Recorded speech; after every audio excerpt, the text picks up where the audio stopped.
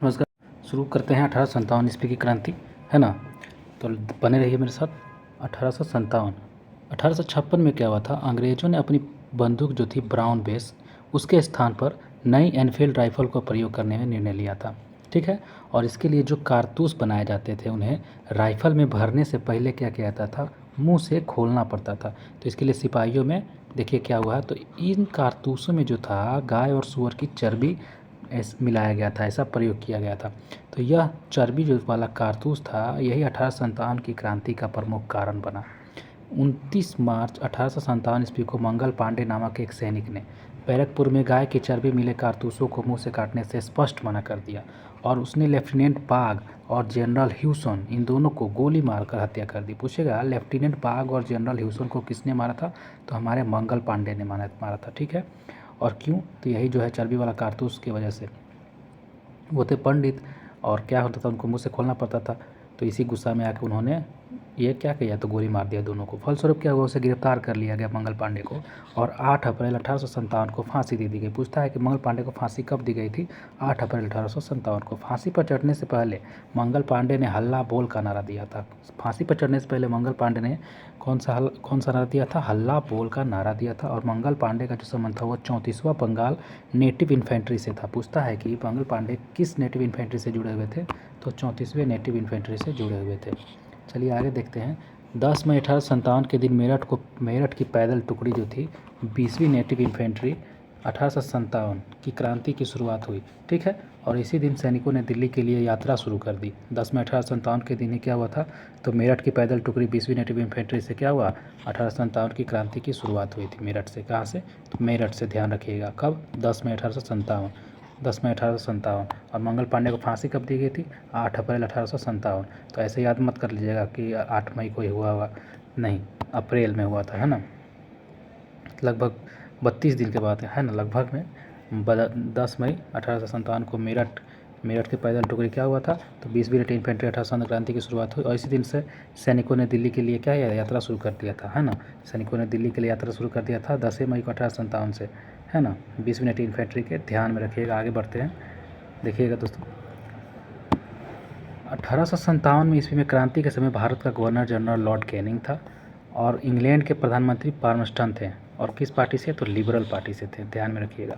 1857 ईस्वी क्रांति के समय भारत का गवर्नर कौन था, तो गवर्नर जनरल लॉर्ड कैनिंग था। और इंग्लैंड के प्रधानमंत्री कौन थे पूछेगा, तो पार्मस्टन थे, ठीक, लिबरल पार्टी से। ठीक है।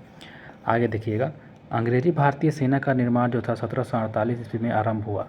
अंग्रेजी भारतीय सेना का निर्माण 1748 ईस्वी में आरंभ हुआ। उस समय मेजर स्ट्रिंजर लॉरेंस को अंग्रेजी भारतीय सेना का जनक पुकारा गया था। ठीक है। मेजर स्ट्रिंजर लॉरेंस को अंग्रेजी भारतीय सेना का जनक पुकारा गया।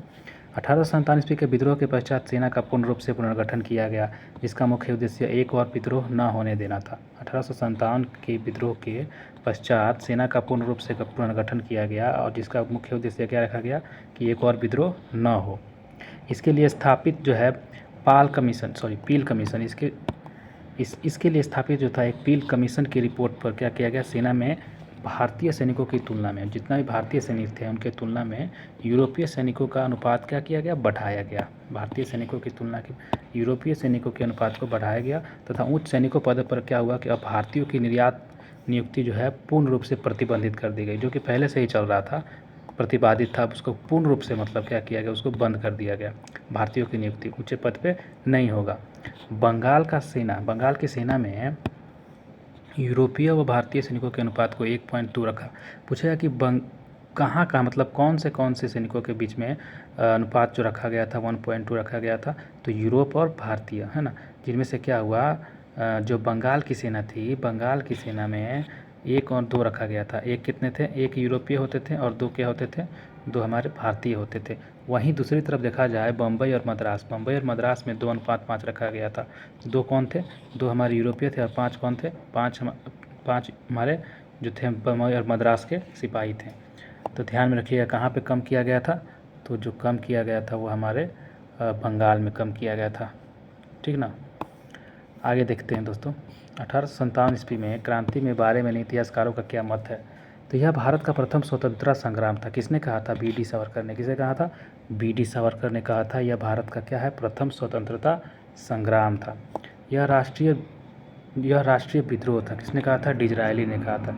डिज़रायली ने क्या कहा था? यह राष्ट्रीय विद्रोह था। तो हम देख रहे थे कि यह राष्ट्रीय विद्रोह किसने कहा था? डिज़रायली ने कहा था। और यह पूर्णतः सिपाही विद्रोह था। यह किसने कहा था? सर जॉन लॉरेंस और सीले ने कहा था। पूर्णतः क्या है? सिपाही विद्रोह है। किसने कहा था? सर जॉन लॉरेंस एवं सीले ने कहा, है ना। कहते हैं कि यह अंग्रेजों के विरुद्ध में हिंदू और मुसलमानों का एक षड्यंत्र था। ये किसने कहा था? तो जेम्स आउटरम डब्ल्यू टेलर। ये जो टेलर थे, इन्होंने क्या बोला था कि अंग्रेजों के विरुद्ध हिंदू और मुसलमानों का ये षड्यंत्र है, अंग्रेजों के विरुद्ध। जेम्स आउटरम और डब्ल्यू टेलर, इन दोनों ने मिलकर बोला कि यह अंग्रेजों के विरुद्ध क्या है? तो मुसलमानों का, हिंदू और मुसलमानों का षड्यंत्र है। बर्बरता तथा सभ्यता के बीच युद्ध था। ये किसने कहा था? टी.आर. होम्स ने कहा था कि यह जो बर्बर हैं और सभ्य हैं, सभ्य वो अपने आप को बोलता था, सब बर्बर हम लोग बोलता था। तो बर्बरता तथा सभ्यता के बीच युद्ध था। ये किसने कहा था? टी.आर. होम्स ने कहा था। यह धर्मांधों का ईसाइयों के विरुद्ध युद्ध था। ये किसने कहा था? L.E.R. रीज ने कहा था। L.E.R. रीज ने कहा था कि यह धर्मांधों का ईसाइयों के विरुद्ध में क्या था? युद्ध था। बिहार, अवध तथा अन्य उन स्थानों के व्यक्तियों को जिन्होंने 1857 ईस्वी की क्रांति में भाग लिया था, उन्हें गैर लड़ाकू घोषित किया गया और सेना में उनकी संख्या कम कर दी गई तथा सिख, गोरखा और पठान जो थे उनकी, जिन्होंने 1857 की क्रांति को दबाने में अंग्रेज़ों की मदद की थी, उन्हें लड़ाकू जातियाँ घोषित कर दी गई थी, ठीक ना। और उन्हें बड़ी संख्या में सेना में भर्ती किया गया था। तो जो थे गैर लड़ाकू घोषित किया गया था किन्हें? तो बिहार और अवध के जो थे सेना, उनको गैर लड़ाकू घोषित किया गया था। क्यों? क्योंकि वो अंग्रेज़ों के खिलाफ चले गए थे। और वहीं जो थे गोरखा और जो पठान थे वो अंग्रेज़ों के साथ दे रहे थे, तो उनको लड़ाकू जाति घोषित किया था।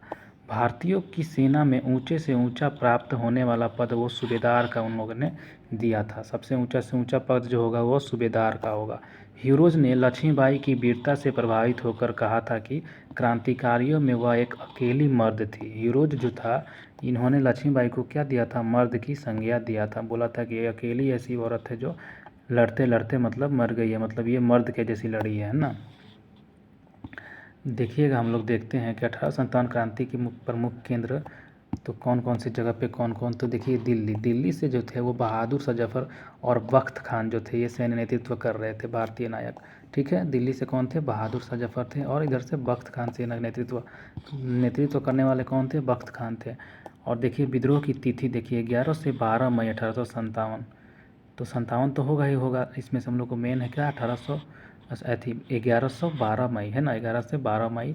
और ब्रिटिश नायक जो थे विद्रोह को दबाने वाले कौन थे? तो निकलसन थे, जिन्हों मारे गए थे। निकलसन मारे गए थे और हडसन ने इन्हें दबाया था। तो पूछेगा कि दिल्ली में जो विद्रोह को दबाने वाले कौन थे? तो निकलसन और हडसन। कौन थे? निकलसन और हडसन। कानपुर में कौन थे? कानपुर में जो थे तो नाना साहब थे, जिनको धोंधू पंत बोला जाता था। कानपुर से कौन थे? कानपुर से नाना साहब भारतीय नायक थे और जिनको धोंधू पंत बोला जाता था। और तात्या टोपे भी थे। तात्या टोपे को क्या बोला जाता था? ये सैन्य नेतृत्व करते थे। तात्या टोपे ये सेना नेतृत्व करते थे कानपुर में। और वहीं बोले दिल्ली में जो सेना नेतृत्व करने वाले कौन थे? तो ये बख्त खान थे। कौन थे? बख्त खान थे। तो बख्त खान में जो थे बहादुर शाह जफर, ये भारतीय नायक थे और सेना नेतृत्व करने वाले बख्त खान थे। वही कानपुर में देखा जाए तो कानपुर में नाना साहब थे, धोंधू पंत, है ना। और जो वहाँ पे जो था सैन्य नेतृत्व करने वाले कौन थे? तो तात्या टोपे थे। तो टोपी, कान पे टोपी पहनते हैं हम लोग, कान के ऊपर टोपी पहनते हैं। तो कानपुर के सैन्य नेतृत्व किए थे तात्या टोपे ने। नाना साहब तो याद ही रहेगा और तात्या टोपे को लिए याद रखना है। और दिल्ली में कौन था? बख्त खान। तो दिल्ली में बख्त खान जो था, बख्त खान, बहादुर शाह जफर सेना नेतृत्व बख्त खान, तो याद रखिएगा। और कानपुर में जो थे ब्रिटिश विद्रोह दबाने वाला जो नायक था वो कौन था? कैंपबेल था। कौन था ब्रिटिश नायक? कैंपबेल। क से कानपुर, क से कैंपबेल, याद रखिएगा। लखनऊ से देखते हैं तो बेगम हजरत महल जो थी लखनऊ से, ये भारतीय नायक थी, है ना। लखनऊ से विद्रोह किसने की थी? बेगम हजरत महल ने। और मुहम्मदी खातून इनका अन्य नाम था। क्या था? मुहम्मदी खातून। मुहम्मदी खातून पूछिएगा, मुहम्मदी खातून किसका नाम था? तो ये बेगम हजरत महल का नाम था। और देखिए 4 जून, ये भी जून में हुआ है, ये भी जून में हुआ है। मई में कौन हुआ है, तो एक दिल्ली वाला जो हुआ है वो मई में हुआ है। तो 4 जून को बोले तो लखनऊ में 1857 में किसने किया था, तो बेगम हजरत महल ने। और वहाँ पे विद्रोह दबाने वाला ब्रिटिश नायक कौन गया था, तो हेनरी लॉरेंस गया था। और ये मारा गया, हेनरी लॉरेंस भी यहाँ पे गया तो क्या हो गया, मारा गया। लेकिन कैंपबेल ने यहाँ पे दबा दिया, कैंपबेल ने दबा दिया। जो कैंपेन कानपुर में दबाया था वहीं लखनऊ में भी जाके उसने क्या किया, तो दबा दिया। कैंपबेल क्या था, दबा दिया। और हम लोग देखे थे झांसी, झांसी में रानी लक्ष्मीबाई तो सबको पता होगा, भारतीय नायक थी। और जून जून देखिए ये भी जून में ही हुआ था। जून 1857 में 3 गो क्रांतिकारी ने किया था, 5 को किया था कानपुर में कैंपबेल ने। और 4 जून को विद्रोह की तिथि थी कब, लखनऊ में। और जून में भी झांसी की रानी किया था। तो हीरोज देखिए वहाँ पे देखिए जून, जो झांसी में जो हुआ था, भारतीय नायक रानी लक्ष्मीबाई जो थी, वो जो विद्रोह को दबाने वाले कौन थे वहाँ पे झांसी में, तो हीरोज़ थे। कौन थे, हीरोज़। और यही ना हीरो झांसी रानी को बोले थे कि मर्द की संज्ञा दिए थे कि अकेली एक मर्द है ये। और आगे देखते हैं इलाहाबाद, इलाहाबाद में कौन थे, तो लियाकत अली खान थे। इलाहाबाद में कौन थे, लियाकत अली। और जो थे हम लोग देख रहे हैं लियाकत में क्या है, क है, तो वही क जो है यहाँ पे भी कर्नल नील, याद रखिएगा क ओनली क, तो वहाँ पे भी ओनली क। तो कर्नल नील ने क्या किया था इलाहाबाद में, लियाकत अली जो थे विद्रोह कर किए थे, जिनको विद्रोह दबाने वाला कौन था, ब्रिटिश नायक, तो कर्नल नील था। कौन था, कर्नल नील। तो लियाकत अली, कर्नल नील, ऐसे हम लोग याद कर सकते हैं इलाहाबाद में। पहले याद करते हैं इलाहाबाद में कौन थे विद्रोह करने वाले, जो इलाहाबाद प्रयागराज है वहाँ पे, तो लियाकत अली कौन है, लियाकत अली। क आएगा अगर लियाकत, अगर क आ गया तो तुम लोग को ध्यान में रखना है कि कर्नल नील क्या था, विद्रोह दबाने वाला था। कहाँ पे, तो इलाहाबाद में, है ना। आगे देखते हैं जगदीशपुर, क्या देखते हैं, जगदीशपुर से किसने किया था, तो जगदीशपुर से सबको पता होगा कुंवर सिंह ने किए थे। कौन किए थे, कुंवर सिंह ने जगदीशपुर से क्या किए थे, विद्रोह किए थे। और अगस्त 1857 ईस्वी में विलियम टेलर ने एवं विंसेंट आयर ने इन्हें दबाया था। पूछेगा कि जगदीशपुर में कौन जो थे ब्रिटिश नायक जिन्होंने कुंवर सिंह को मतलब दबा दिए थे जगदीशपुर में, तो विलियम टेलर और विंसेंट आयर, ये 2 जन मिल के क्या हुए थे, ये 2 जन मिल के अकेले कुंवर सिंह को, मतलब वही अकेले नहीं, इसे हम बता रहे याद करने के लिए कि विलियम टेलर और विंसेंट आयर को क्या कर दिए थे, हरा दिए थे, दबा दिया था विद्रोह को, है ना। अगर पूछेगा जगदीशपुर में जो है कुंवर सिंह ने विद्रोह की शुरुआत कब किया था, तो अगस्त 1857 में, याद करिएगा। और बाकी हम लोग ऊपर में जितना देखे थे वो जून में था, है ना, 5-4 जून ऐसे करके। और लेकिन जो था कुंवर सिंह जो थे जगदीशपुर में अगस्त में किए थे 1857 में, थोड़ा लेट हो गया था उनको करने में, ठीक ना, याद रखिएगा। बरेली, बरेली से थे खान बहादुर खान, बरेली से विद्रोह करने वाले कौन थे, खान बहादुर खान थे। और 1857 देखिए इसमें कह रहा है कि हडसन ने वहाँ पे विद्रोह को दबाया था। किसने दबाया था, हडसन ने। बरेली से पूछेगा, बरेली में सबसे पहले बरेली में जो है नेता कौन थे जिन्होंने विद्रोह को शुरुआत की थी, तो खान बहादुर खान। बरेली से कौन थे, खान बहादुर खान। और बताइए इलाहाबाद से कौन थे, लियाकत अली खान थे। बताइएगा बरेली से कौन थे, खान बहादुर खान थे। और बरेली में विद्रोह को दबाने वाला कौन था, तो हडसन था। कौन था, हडसन। तो हडसन था बरेली से दबाने वाला, विद्रोह को दबाने वाला कौन था, हडसन। कौन था, हडसन। बरेली से कौन था, हडसन। आगे देखिएगा फैजाबाद, फैजाबाद में मौलवी अहमदुल्ला खान ने किया था। फैजाबाद जो है मौलवी अहमदुल्ला खान, इन्होंने विद्रोह किया था फैजाबाद से। फैजाबाद से किसने किया था, मौलवी अहमद उल्ला, मौलवी अहमद उल्ला, फैजाबाद से। और कर्नल नील ने यहाँ पे दबाया था। हम लोग एक जगह और देखे थे कर्नल नील, तो हम लोग देखे थे ना वहाँ पे क था, लियाकत अली खान जो था, वहाँ पे भी क से क हम लोग मैच किए थे। तो इलाहाबाद से भी कर्नल नील ने ही दबाया था। ये भी एक क्या है, मुस्लिम कंट्री था, ये भी फैजाबाद ही मुस्लिम कंट्री था। और दोनों जगह कौन दबाया था, तो कर्नल नील ने ही दोनों जगह दबाया था। याद रखिएगा जितने मुस्लिम कंट्री जो था, इलाहाबाद हो गया और फैजाबाद हो गया, दोनों जगह पे किसने दबाया था, तो कर्नल नील ने ही दबाया था। और एक हम लोग याद किए थे लियाकत अली के बारे में कि यहाँ पे क था, तो हम लोग ऐसे याद किए थे कर्नल नील। और ये भी याद कर लेना है फैजाबाद में भी था, हम लोग जैसे देख रहे हैं मुस्लिम कंट्री बोल रहे हैं, सॉरी मुस्लिम मतलब राज्य है। तो मौलवी अहमदुल्ला जो है ये कर्नल नील ने दबाया था, ठीक ना, कर्नल नील ने यहाँ भी हुआ था। फतेहपुर में देखिएगा, फतेहपुर में अजीमुल्ला ने विद्रोह किया था। फतेहपुर से विद्रोह करने वाले कौन थे? अजीमुल्ला थे। फतेहपुर से कौन थे? अजीमुल्ला थे। और जनरल रेनर्ड ने वहाँ पे विद्रोह को दबाया था। फतेहपुर से जो है विद्रोह करने वाले नेता कौन थे? क्रांतिकारी बोलिए, नेता बोलिए, जो बोलिए, तो फतेहपुर से जो थे अजीमुल्ला वहाँ से क्रांतिकारी का विद्रोह किए थे 1857 के। और जो फतेहपुर में दबाने वाला जो था, पूछेगा फतेहपुर में दबाने वाला जो था ब्रिटिश अधिकारी कौन था? तो जनरल रेनर्ड था। कौन था? जनरल रेनर्ड था। कौन था? जनरल रेनर्ड था। आगे देखते हैं दोस्तों, तात्या टोपे का वास्तविक नाम हम लोग देख रहे हैं रामचंद्र पांडुरंग था।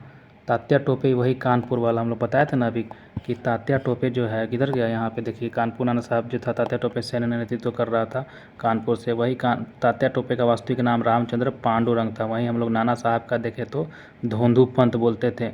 इन दोनों का क्या है? अलग अलग नाम है। तो तात्या टोपे का वास्तविक नाम था रामचंद्र पांडुरंग। उन्हें सिंधिया के सामंत मान सिंह ने धोखा देकर पकड़वा दिया था। सिंधिया जो था वो अंग्रेज़ों का साथ दे रहा था, सिंधिया के होलकर। और उन्होंने क्या किया था? सामंत मान सिंह ने, वहाँ के जो थे सामंत मान सिंह ने, सिंधिया के सामंत मान सिंह ने धोखा दे दिया था। किसको? तो तात्या टोपे को, ठीक ना। और शिवपुरी में अंग्रेज़ों के द्वारा इन्हें फांसी पर लटका दिया गया था, ठीक ना। तो पूछेगा तात्या टोपे को फांसी पर कहाँ पर लटकाया गया था? तो शिवपुरी में। कहाँ पर? शिवपुरी में, ध्यान रखिएगा। आगे देखिएगा, और यहाँ पे हम टाइम देख सकते हैं 18 अप्रैल 1859 को। कब 18 अप्रैल 1859 को इनको फांसी दिया गया था। 18 अप्रैल 1859 मतलब 1857 के 2 साल के बाद इनको फांसी दिया गया था, है ना।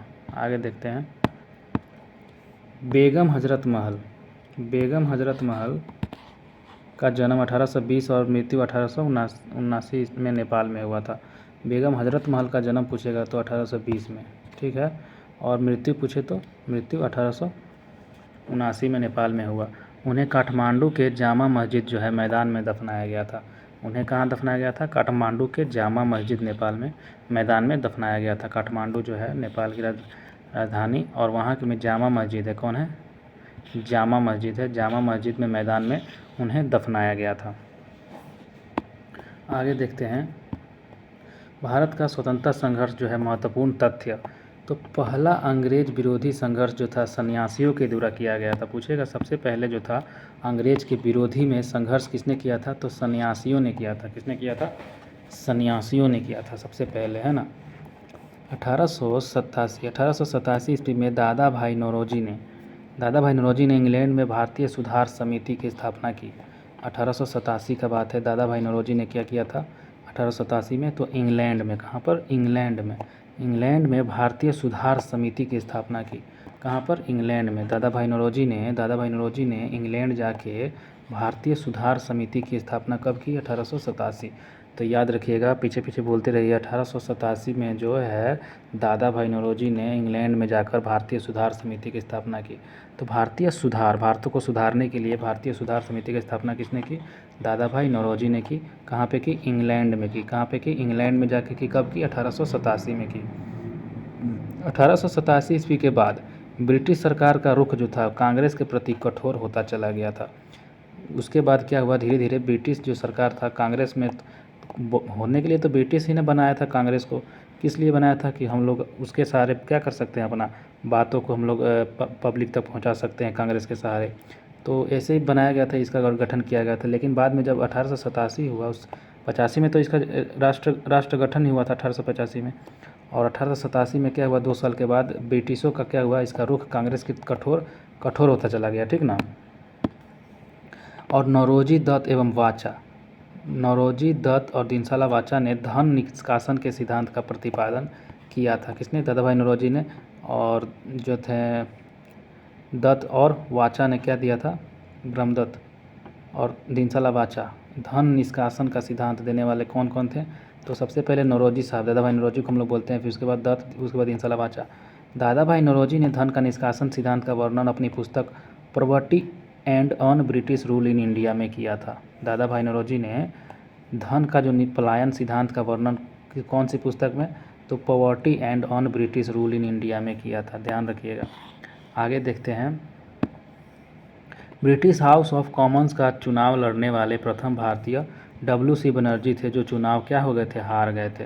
पूछेगा कि ब्रिटिश हाउस ऑफ कॉमन्स माने ब्रिटिश में जो है, ब्रिटिश का जो संसद में चुनाव लड़ने वाले प्रथम भारत के कौन थे, तो WC बनर्जी थे। कौन थे, WC बनर्जी थे, है ना। जो चुनाव हो गए, हार गए थे, चुनाव क्या हो गए थे, हार गए थे। अगर ब्रिटिश हाउस ऑफ कॉमन्स के सदस्य अगर बोले को चुने जाने वाले कौन थे, तो चुने जाने वाले प्रथम भारतीय थे दादा भाई नौरोजी। दादा भाई नौरोजी जीत चुके थे, इसलिए वो जीत चुके थे। लेकिन वही कौन हो गए थे, WC बनर्जी चुनाव हार गए थे। खेले तो वो भी थे, लेकिन सॉरी मतलब कि चुनाव तो लड़े थे लेकिन हार गए थे। और कौन जीत गया था, दादा भाई नौरोजी जीत गए थे ब्रिटिश हाउस ऑफ कॉमन्स में। इन्होंने लिबरल पार्टी के उम्मीदवार के रूप में फिंसवारी से 1892 में चुनाव जीता था। फिर उन्होंने क्या हुआ कि एक लिबरल पार्टी हम लोग देखे थे ना, लिबरल पार्टी ऊपर हम लोग देखे थे। लिबरल पार्टी हम लोग कहाँ देखे थे, हम लोग सबसे ऊपर में देखे थे यहाँ पे, जो था इंग्लैंड के प्रधानमंत्री था, कहाँ से, परमस्टन जो था लिबरल पार्टी से ही था, तो वहीं से ये भी जीते थे, ठीक ना। कहाँ गया, लिबरल पार्टी से ये जो जीते थे उम्मीदवार के रूप में फिंसवारी से 1892 में चुनाव जीते थे, है ना, चुनाव जीता था। तो ध्यान रखिएगा, दादा भाई नौरोजी इन्होंने लिबरल पार्टी से ही उम्मीदवार के रूप में फिंसवारी से 1892 ईस्वी से चुनाव जीता था। दादा भाई नौरोजी ने कब जीता था, तो ब्रिटिश हाउस ऑफ कॉमन्स में, तो लिबरल पार्टी से चुनाव जीते थे 1892 में, ध्यान में रखिएगा। और पामस्टन भी क्या था, लिबरल पार्टी से ही वो भी चुनाव जीता था, है ना। प्रधानमंत्री जो बना था पामस्टन, इंग्लैंड के प्रधानमंत्री कौन था उस समय, पामस्टन था, जो कि कब था, 1857 के समय में। तो वही समय है जो तो ये तो मतलब उसके बाद फिर से 1892 का समय है, लिबरल पार्टी के साथ वही दादा भाई नौरोजी भी क्या हुए थे, तो फिंसवारी से चुनाव जीते थे, ध्यान में रखिएगा। और कौन जो चुनाव हार गया था, WC बनर्जी जो था वो चुनाव हार गया था, WC बनर्जी चुनाव हार गया था फिंसवारी।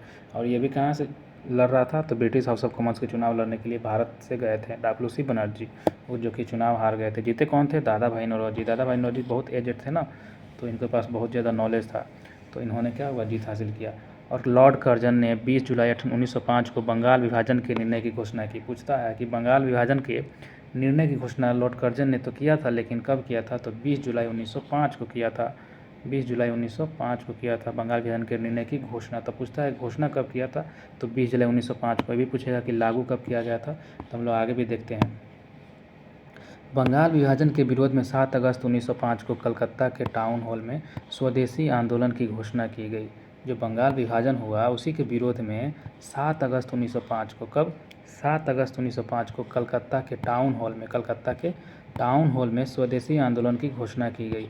बंगाल विभाजन 16 अक्टूबर 1905 को प्रभावी हुआ। इस दिन पूरे बंगाल में शोक दिवस मनाया गया। इस दिन पूरे बंगाल में क्या किया गया, तो शोक दिवस मनाया गया था। पूछेगा कि बंगाल विभाजन 16 अक्टूबर 1905 को क्या हुआ, तो प्रभावी हुआ। बंगाल विभाजन कब प्रभावी हुआ, 16 अक्टूबर 1905 को प्रभावी हुआ। बंगाल विभाजन कब प्रभावी हुआ, 16 अक्टूबर 1905 को प्रभावी हुआ। और बताइएगा कि बंगाल विभाजन के विरोध में कलकत्ता में कब स्वदेशी आंदोलन की घोषणा की गई, तो 7 अगस्त 1905। 7 अगस्त 1905 को कलकत्ता के टाउन हॉल में क्या हुआ था, स्वदेशी आंदोलन। कौन सा आंदोलन, स्वदेशी आंदोलन। स्वदेशी आंदोलन की घोषणा की गई थी कलकत्ता के टाउन हॉल में, स्वदेशी आंदोलन की घोषणा की गई। बंगाल विभाजन 16 अक्टूबर 1905 को प्रभावी हुआ था। जो बंगाल विभाजन था ये कब प्रभावी हुआ, 16 अक्टूबर 1905 को प्रभावी हो चुका था। तो पूछेगा कि जो है लागू मतलब प्रभावी कब हो चुका था, 16 अक्टूबर को, और घोषणा हम लोग देख रहे थे 20 जुलाई 1905 को कर्जन ने क्या किया था, घोषणा किया था, लागू हुआ था 16 अक्टूबर 1905 को। और ये भी हम लोग देखे थे कि कलकत्ता में क्या हुआ था, बंगाल विभाजन के विरोध में कलकत्ता के टाउन हॉल में स्वदेशी आंदोलन की घोषणा की गई। स्वदेशी आंदोलन की घोषणा कब की गई थी, तो 7 अगस्त 1905 को स्वदेशी आंदोलन की घोषणा की गई थी, ध्यान में रखिएगा। आगे चलते हैं। इस दिन पूरे बंगाल में शोक दिवस मनाया गया, जब बंगाल विभाजन की जो प्रभावी हो गया था उसी दिन।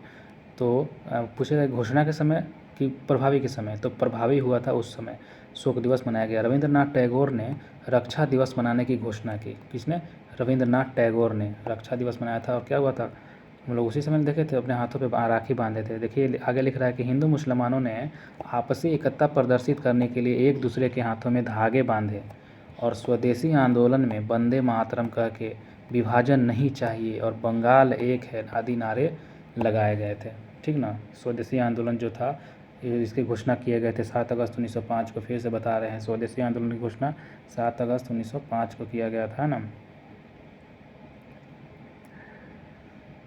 7 अगस्त 1905 को किया गया था। आगे देखते हैं, चलिए आगे। स्वदेशी आंदोलन का जो विचार है, ये जो स्वदेशी आंदोलन 7 अगस्त 1905 को जो इसकी घोषणा हुई थी, तो स्वदेशी आंदोलन किसके विरोध में? तो बंगाल विभाजन के विरोध में। ध्यान रखिएगा, बंगाल विभाजन के विरोध में स्वदेशी आंदोलन की घोषणा की गई थी 7 अगस्त 1905 में। तो यही स्वदेशी आंदोलन है। इसका विचार सर्वप्रथम कृष्ण कुमार मित्र के पत्र संजीवनी में 1905 इसमें प्रस्तुत किया गया था। जो सबसे पहले जो थे, ये स्वदेशी आंदोलन किसके मन में आया था? तो कृष्ण कुमार होते थे। कौन होते थे? कृष्ण कुमार। उन्हीं के एगो पत्र था संजीवनी। कौन सा पत्र? संजीवनी। संजीवनी में 1905 ईस्वी में प्रस्तुत किया गया था। और आंध्र के डेल्टा इलाकों में स्वदेशी आंदोलन को वंदे मातरम आंदोलन के नाम से भी जाना जाता है। पूछेगा कि स्वदेशी आंदोलन को वंदे मातरम आंदोलन के नाम से कहाँ पे जाना जाता है? तो आंध्र के डेल्टा इलाका में। कहाँ पे? आंध्र प्रदेश के डेल्टा इलाकों में, आंध्र के डेल्टा इलाकों में स्वदेशी आंदोलन को वंदे मातरम आंदोलन के नाम से जाना जाता है। ध्यान रखिएगा। आगे देखते हैं,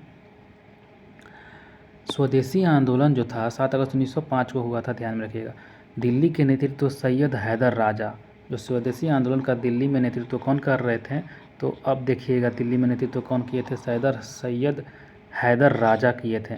और मद्रास में स्वदेशी आंदोलन का नेतृत्व कौन करते? चिदम्बरम पिल्लई।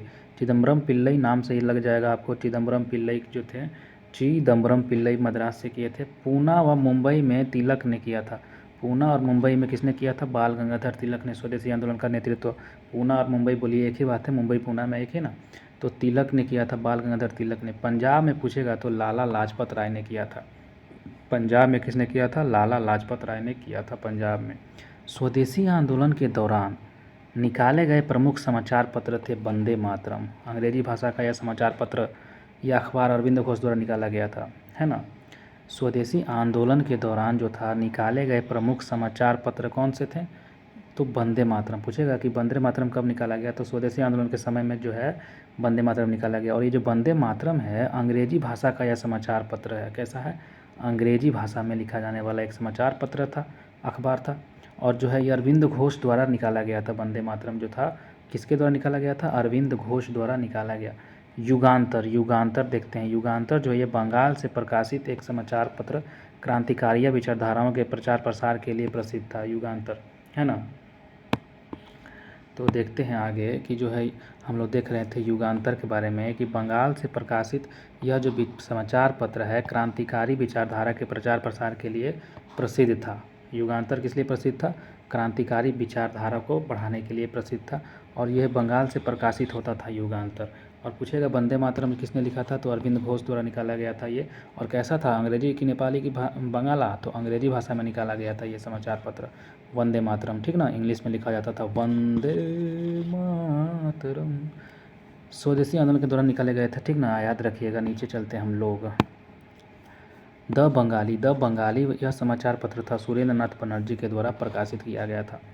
तो द बंगाली सुरेंद्र नाथ बनर्जी, वंदे मातरम हो जाएगा अरविंद घोष, और युगांतर हो जाएगा हमारा। युगांतर बंगाल का प्रकाशन समाचार क्रांतिकारी विचारधारा के प्रचार प्रसार के लिए प्रसिद्ध था। बस आगे देखते हैं।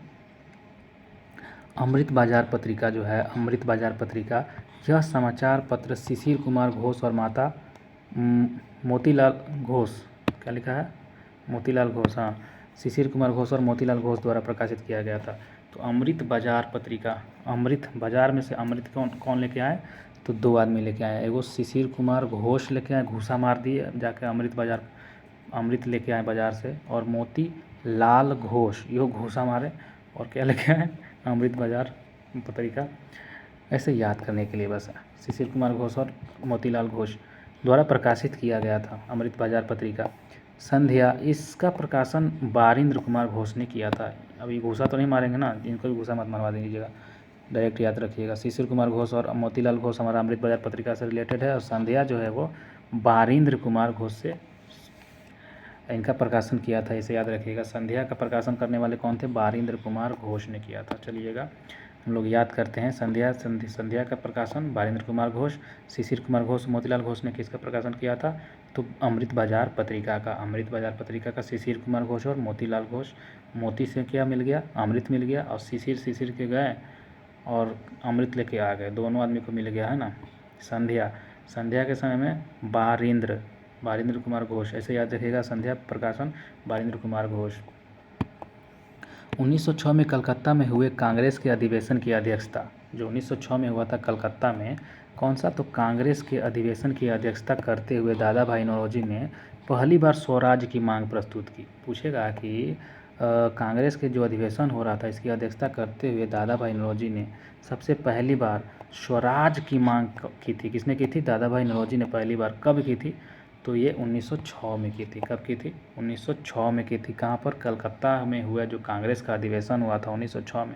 तो यहाँ से क्वेश्चन बहुत निकला कि बताइए कि 1906 में कलकत्ता में कांग्रेस का अधिवेशन हुआ था, उसमें कौन थे जिन्होंने पहली बार स्वराज का मांग प्रस्तुत किया था? तो दादा भाई नौरोजी ने किया था। पूछेगा कि मतलब किस कांग्रेस अधिवेशन में दादा भाई नौरोजी ने पहली बार स्वराज की मांग प्रस्तुत की थी? तो 1906 में के कलकत्ता अधिवेशन में। कलकत्ता अधिवेशन जो है दादा भाई नौरोजी ने किस स्वराज की प्रस्तुत की थी? तो 1906 में। पूछेगा कि स्वराज जो है सबसे पूछे दादा भाई नौरोजी ने जो है कांग्रेस अधिवेशन की अध्यक्षता में 1906 में जो है किसकी मांग प्रस्तुत की थी? तो स्वराज की मांग प्रस्तुत की थी। दादा भाई नौरोजी ने स्वराज की मांग प्रस्तुत करने वाले थे कलकत्ता कांग्रेस अधिवेशन 1906 में। याद रखिएगा, क्वेश्चन केनाहू से बन सकता है। स्वराज शब्द का पहली बार प्रयोग जो था स्वामी दयानंद सरस्वती ने किया था। स्वराज सबसे पहले देखा जाए तो स्वराज जो शब्द है ये पहले कहाँ से आया था? तो दयानंद सरस्वती जो थे ना, दयानंद सरस्वती, इन्होंने ही स्वराज का सबसे पहले प्रयोग किया था। वही स्वराज यहाँ पे हम लोग देख रहे हैं 1906 में कलकत्ता में हुए कांग्रेस का अधिवेशन में अध्यक्षता वाले जो दादा भाई नौरोजी ने क्या किया था? पहली बार स्वराज का मांग प्रस्तुत किया था। चलिए आगे देखते हैं। स्वदेशी आंदोलन चलाने के तरीकों को लेकर ही कांग्रेस 1907 ईस्वी के सूरत अधिवेशन में उग्रवादी जो गरम दल है और उदारवादी जो नरम दल है, ये दो दलों में विभाजित हो गई थी। तो देखिए यहाँ पे हम लोग ऊपर क्या देखें कि 1906 में कलकत्ता कांग्रेस अधिवेशन में जो है स्वराज की मांग प्रस्तुत किए थे कौन? 1906 में दादा भाई नौरोजी ने कलकत्ता के कांग्रेस अधिवेशन में 1906 में। और वहीं हम लोग देख रहे हैं कि 1907 में क्या हुआ? तो स्वदेशी चलाने वाले तरीकों को लेकर कांग्रेस 1907 इसमें सूरत में। देखिए तो 1907 में जो अधिवेशन हुआ कांग्रेस का कहाँ पर हुआ? सूरत में हुआ। तो सूरत में ना अधिवेशन होगा, तो सूरत में अधिवेशन में उग्रवादी जिसको हम लोग गरम दल बोलते थे और एक उदारवादी जो नरम दल बोलते थे, उन दो दल में विभाजित हो गया कांग्रेस। ठीक ना, कांग्रेस दो दल बन गया, एगो गरम एगो ठंडा, गरम दल नरम दल। और इस सम्मेलन की अध्यक्षता रास बिहारी बोस ने की थी। पूछेगा कि जो सूरत में जो अधिवेशन में दोनों जो बट गया था गरम दल नरम दल में कांग्रेस, उस समय कौन ऐसा आदमी था जो इसका अध्यक्षता किया था कि तोड़ दिया, नहीं इसको संभाल पाया? तो यही रास बिहारी बोस ने किया। तो बिहारी आदमी कहीं जाएगा तो जन्म करते हैं बवाल हो ही जाएगा, ऐसे याद कर लेना है। तो रास बिहारी बोस ने क्या किया था? सूरत अधिवेशन में दो गरम दल नरम दल को एकदम तोड़वा दिया था। तोड़वाया मतलब ऐसे याद करवाने के लिए बोल रहे हैं। स्वदेशी आंदोलन के अवसर पर ही रविंद्रनाथ ठाकुर ने अपना प्रसिद्ध गीत जो थे अमार सुनार बांग्ला लिखा था। यही स्वदेशी आंदोलन के अवसर पर ही क्या हुआ था? रविंद्रनाथ ठाकुर ने अपना प्रसिद्ध गीत अमार सुनार बांग्ला लिखा था। बाद में यही गीत बांग्लादेश का क्या बन गया? राष्ट्रीय गीत बन गया था। स्वदेशी आंदोलन कब लागू किया गया था? तो 1906 में। 1906 ही ना जी थी स्वदेशी, अरे यार स्वदेशी आंदोलन इधर था 7 अगस्त 1905 को बंगाल विभाजन के विरोध में कलकत्ता के टाउन हॉल में स्वदेशी आंदोलन का घोषणा किया गया था 7 अगस्त 1905 को। ठीक है, और बंगाल विभाजन 16 अक्टूबर 1905 को क्या हुआ? प्रभावी हुआ। इस दिन पूरे दिवस में पूरे बंगाल में शोक दिवस मनाया गया। रविंद्रनाथ टैगोर ने क्या किया था? तो रविंद्रनाथ टैगोर ने रक्षा दिवस मनाने की घोषणा की थी। मुसलमानों ने अपनी एकता प्रदर्शित करने के लिए एक दूसरे के हाथों में राखी बांधी थी। वंदे मातरम, विभाजन नहीं चाहिए, बंगाल एक आदि है, ये सब नारे लगाए गए। और जो थे सर्वप्रथम कृष्ण कुमार मित्र ने अपनी संजीवनी जो है नाम कहाँ से लाया था? 1905 में स्वदेशी आंदोलन का विचार प्रस्तुत किया गया था। आंध्र के डेल्टा इलाकों में स्वदेशी आंदोलन को वंदे मातरम आंदोलन के नाम से जाना जाता है। स्वदेशी आंदोलन को दिल्ली में तो सैयद हसन राजा कर रहे थे, मद्रास में चिदम्बरम पिल्लई, पुणे में मुंबई में तिलक और पंजाब में लाला लाजपत राय कर रहे थे। ये सब बहुत इंपॉर्टेंट क्वेश्चन है कि दिल्ली से कौन थे? तो दिल्ली से सैयद हैदर राजा थे। दिल्ली से कौन थे? सैयद हैदर राजा थे। मद्रास से कौन थे? चिदम्बरम पिल्लई। पुणे से तिलक थे। पुणे से मुंबई से कौन थे? तिलक थे। पंजाब से लाला लाजपत राय थे, है ना। ये भी याद रखिएगा। स्वदेशी आंदोलन के दौरान निकले गए प्रमुख समाचार पत्र वंदे मातरम था, जो अंग्रेजी भाषा में था, और अखबार अरविंद घोष द्वारा निकाला गया था, है ना। अरविंद घोष द्वारा वंदे मातरम निकाला गया था। युगांतर किसके द्वारा निकाला गया था? किसी के द्वारा नहीं है। बंगाल से प्रकाशित होने वाला एक समाचार पत्र था। ये क्रांतिकारियों की विचारधारा को ये क्या कर रहा था? प्रचार प्रसार करने के लिए चलाया जा रहा था। द बंगाली किसने चलाया था? द बंगाली सुरेंद्रनाथ बनर्जी द्वारा चलाया गया था। अमृत बाजार पत्रिका किसके द्वारा? तो ये शिशिर कुमार घोष के द्वारा और मोतीलाल नेहरू हम लोग याद करवाए थे अभी। और संध्या जो था ये बारिंद्र कुमार घोष द्वारा चालू किया गया था। और हम लोग देखे थे कि 1906 में ही क्या हुआ था? कलकत्ता में हुए कांग्रेस का अधिवेशन की अध्यक्षता करते हुए दादा भाई नौरोजी ने पहली बार स्वराज की मांग प्रस्तुत की थी। 1906 के कलकत्ता में कांग्रेस अधिवेशन में, याद रखिएगा। स्वराज शब्द का पहली बार प्रयोग जो था स्वामी दयानंद सरस्वती ने ही किया था। और विदेशी आंदोलन चलाने के तरीकों को लेकर कांग्रेस 1907 में क्या हो गया? सूरत अधिवेशन में उग्रवादी गरम दल नरम दल में बट गया था। और इस सम्मेलन की अध्यक्षता रास बिहारी ने की थी। आगे चलिए। स्वदेशी आंदोलन के अवसर पर ही रविंद्रनाथ ठाकुर ने अपनी प्रसिद्ध गीत अमर सोनार बांग्ला लिखा। इस बाद में यह गीत बांग्लादेश का राष्ट्रीय गीत बना। ये भी हो गया है। आगे देखते हैं यहाँ से। स्वदेशी आंदोलन के प्रचार प्रसार के लिए अश्वनी कुमार दत्ता, कौन है? अश्वनी कुमार दत्ता। स्वदेशी आंदोलन के प्रचार प्रसार के लिए अश्वनी कुमार दत्ता ने बारिशल में स्वदेशी बांधव समिति की स्थापना की। ठीक ना? स्वदेशी आंदोलन के प्रचार प्रसार के लिए अश्वनी कुमार दत्ता ने बारिशल में, कहाँ पर? बारिशल में स्वदेशी बांधव समिति की स्थापना की। पूछेगा कि स्वदेशी बांधव समिति की स्थापना करने वाले कौन थे? तो दत्ता साहब थे। कौन थे? अश्वनी कुमार दत्ता। अश्वनी कुमार दत्ता ने बारिशल में स्वदेशी आंदोलन समिति की स्थापना करने वाले थे। किस लिए? स्वदेशी आंदोलन को प्रचार करने के लिए स्वदेशी बांधव समिति खोल दिए। देखिए, मतलब स्वदेशी आंदोलन का प्रचार करने के लिए स्वदेशी बांधव समिति को सहारा लिया गया। किसने खोला था, स्थापना किया था? तो अश्वनी कुमार दत्ता ने। अश्वनी कुमार दत्ता ने बांधव दत्ता स्वदेशी बांधव समिति की स्थापना अश्वनी कुमार दत्ता। स्वदेशी बांधव समिति की स्थापना किसने किया था? स्वदेशी बांधव समिति की स्थापना किसने किया था? अश्वनी कुमार दत्ता ने। बांधव दत्ता स्वदेशी आंदोलन अश्वनी कुमार दत्ता ने स्वदेशी आंदोलन की क्या की थी? स्थापना की थी। चलिए आगे देखते हैं दोस्तों। 1893 ईस्वी का वर्ष एक परिवर्तन बिंदु। ठीक है, 1893 में बहुत खास बात हुआ था। स्वामी विवेकानंद थे, वो 1853 से 1902 तक इनका कार्यकाल, मतलब कि जीवन काल था। अमेरिका के शिकागो नगर पहुँचे थे 1893 में। ठीक है ना? 1893 बहुत खास है। क्यों खास है? कि 1893 में हम लोग बहुत अन्य कारण अच्छे काम हुए हैं। अमेरिका के जो शिकागो में नगर पहुँचे थे स्वामी विवेकानंद, और सितंबर 1893 में वहाँ पर हो रहे जो सर्वधर्म सम्मेलन में पहले दिन उन्होंने 2 मिनट बोलने का समय दिया गया था। तो पूछेगा कि सर्वधर्म सम्मेलन कहाँ पे हुआ था? तो शिकागो, अमेरिका के शिकागो में। और जो थे वहाँ पे कब उन्होंने मतलब कि बोलने का मौका पाया था? तो सितंबर 1893 में हम लोग देखे थे। और जैसे उन्होंने अपने वक्तव्य का समाधान, मतलब ऐसे बोला, अमेरिका के भाइयों और बहनों के साथ शुरू किया। ठीक ना? अपने वक्तव्य को बोलने का शुरुआत कहाँ से किया? अमेरिका के भाइयों और बहनों के साथ शुरू किया। किसने? स्वामी विवेकानंद ने। और तालियों की जो गड़गड़ाहट में न केवल उन्हें बल्कि भारत के विश्व के सर्वोच्च देशों में लाकर खड़ा कर दिया। इतना ताली बजने लगा पहले लाइन सुन के कि मतलब भारत को बहुत नाम रोशन हुआ उस समय। उन्हें तूफ़ानी हिंदू भी कहा जाने लगा। तो पूछेगा कि तूफ़ानी हिंदू किसे कहा जाता है? तो स्वामी विवेकानंद को कहा जाता है, याद रखिएगा। 1893 ईस्वी में 14 वर्ष के बाद योगी राज अरविंद घोष। अब देखिए 1893 में ही क्या हुआ था कि 14 वर्ष के बाद जो थे योगी राज अरविंद घोष, ये भारत में भूमि पर वापसी हुई थी। ये भी थे, भारत में आए थे। अरविंद घोष कब आए थे? 1893 में ही भारत आने वाले थे। ठीक ना? 1893 में भारत आए थे। 1893 में उन्होंने एक लेखमाला न्यू लैम्प फॉर ओल्ड प्रकाशित किया था। कौन थे? अरविंद घोष। तो अरविंद घोष ने थे जो थे न्यू लैम्प फॉर ओल्ड प्रकाशित करने वाले थे। एक लेखमाला किसने प्रकाशित किया था? 1893 में ही। 1893 में ही ये क्या हुए थे? 14 वर्ष के बाद योगी राज अरविंद घोष भारत आए थे और यहीं पे आके उन्होंने एक लेखमाला जो था न्यू लैम्प फॉर ओल्ड प्रकाशित किया था 1893 में। याद रखिएगा, लेखमाला न्यू लैम्प फॉर ओल्ड किसने प्रकाशित किया था? तो अरविंद घोष ने। जो 14 साल के बाद वो कहाँ से आए थे? तो भारत भूमि पर वापसी इनका हुआ था 14 साल के बाद। ठीक ना?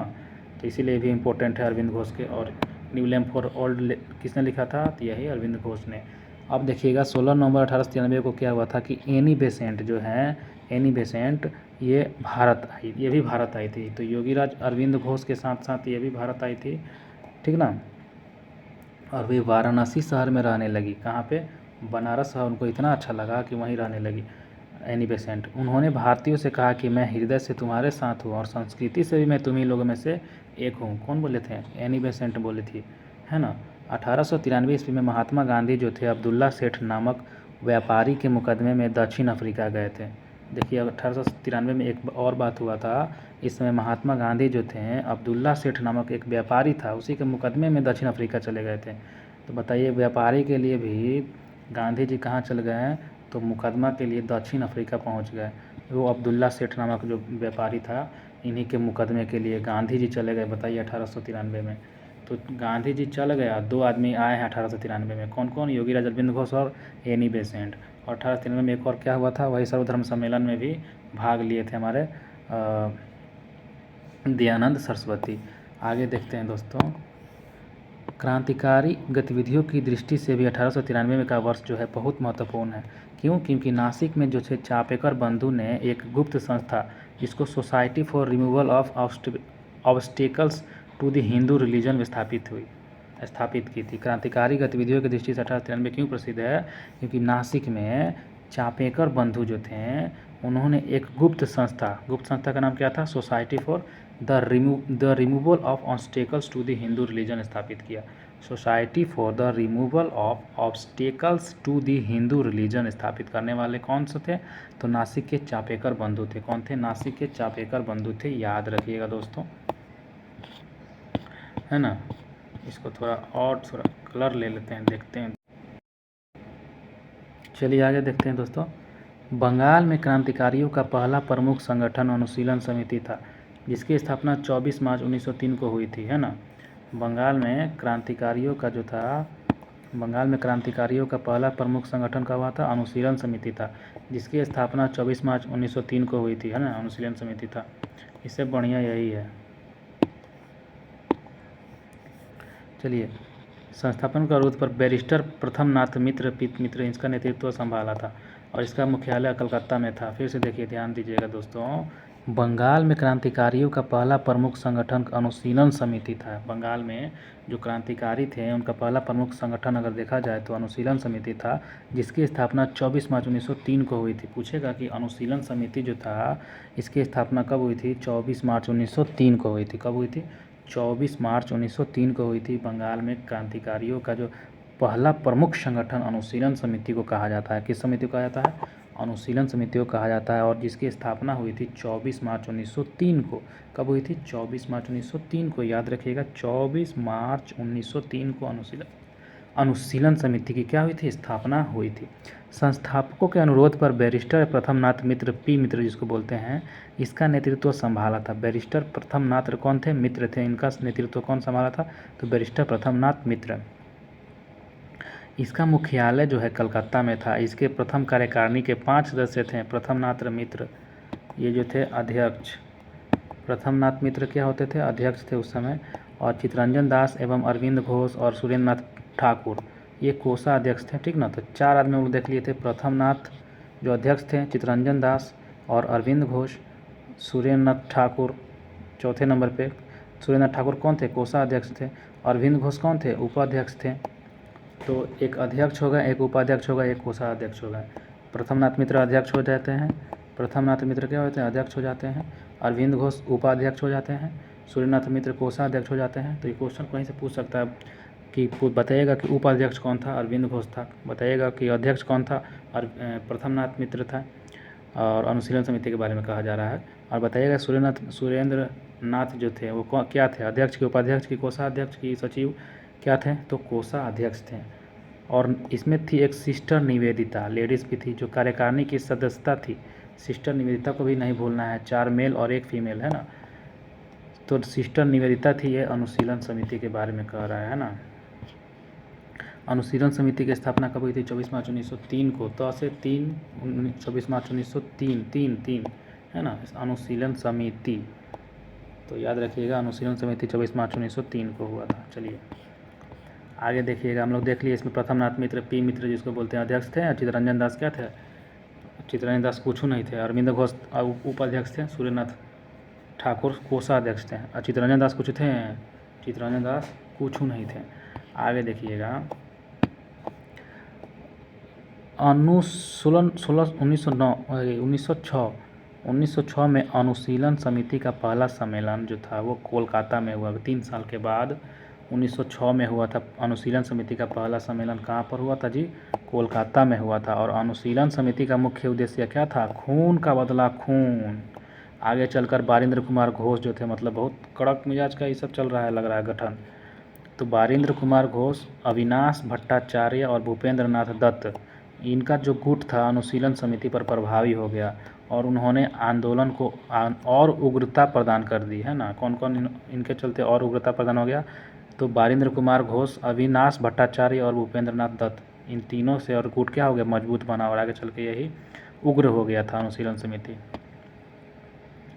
अनुशीलन समिति का मुख्य उद्देश्य क्या था? खून का बदला खून। देखिए इतना इंपॉर्टेंट क्वेश्चन है कि बताइएगा अनुशीलन समिति का मुख्य उद्देश्य खून का बदला खून।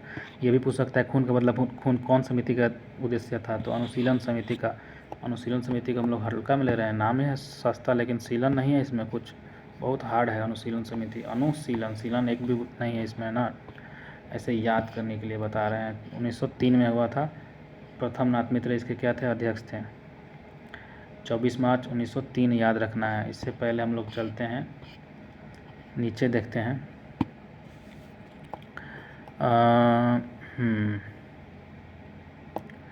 इन लोगों ने 1905 में भवानी मंदिर नामक अपनी पहली पुस्तक प्रकाशित की, जिसमें कहा गया था कि क्रांतिकारी राजनीतिक सन्यासी का जीवन तब तक बिताए जब तक स्वाधीनता प्राप्त न हो जाए। ओ देखिए 1905 में भवानी मंदिर नामक अपनी पहली पुस्तक प्रकाशित की गई थी, ठीक ना, इन लोगों के द्वारा। और इसमें कहा गया था कि जितना भी है क्रांतिकारी वो राजनीतिक सन्यासी का जीवन जिए जब तक उनको स्वाधीनता प्राप्त ना मिल जाए। स्वाधीनता प्राप्त जब तक नहीं मिल जाएगा तब तक क्या रहेंगे? सन्यासी रहेंगे एकदम, और एकदम क्रोध में जीना है। अक्टूबर 1907 में क्या हुआ? अविनाश चंद्र भट्टाचार्य जो थे, इनके द्वारा प्रकाशित था दूसरा वर्तमान रणनीति, उनकी दूसरी पुस्तक थी, जिसमें कहा गया था कि भारत की स्वतंत्रता प्राप्ति के लिए फौजी शिक्षा और युद्ध आवश्यक है। पूछेगा कि कौन अपने पुस्तक में लिखे थे कि भारत की स्वतंत्रता प्राप्ति के लिए फौजी शिक्षा होना जरूरी है और युद्ध आवश्यक होना भी बहुत ज़रूरी है। तो ये हमारे अविनाश भट्टाचार्य जी बोले थे। कौन बोले थे?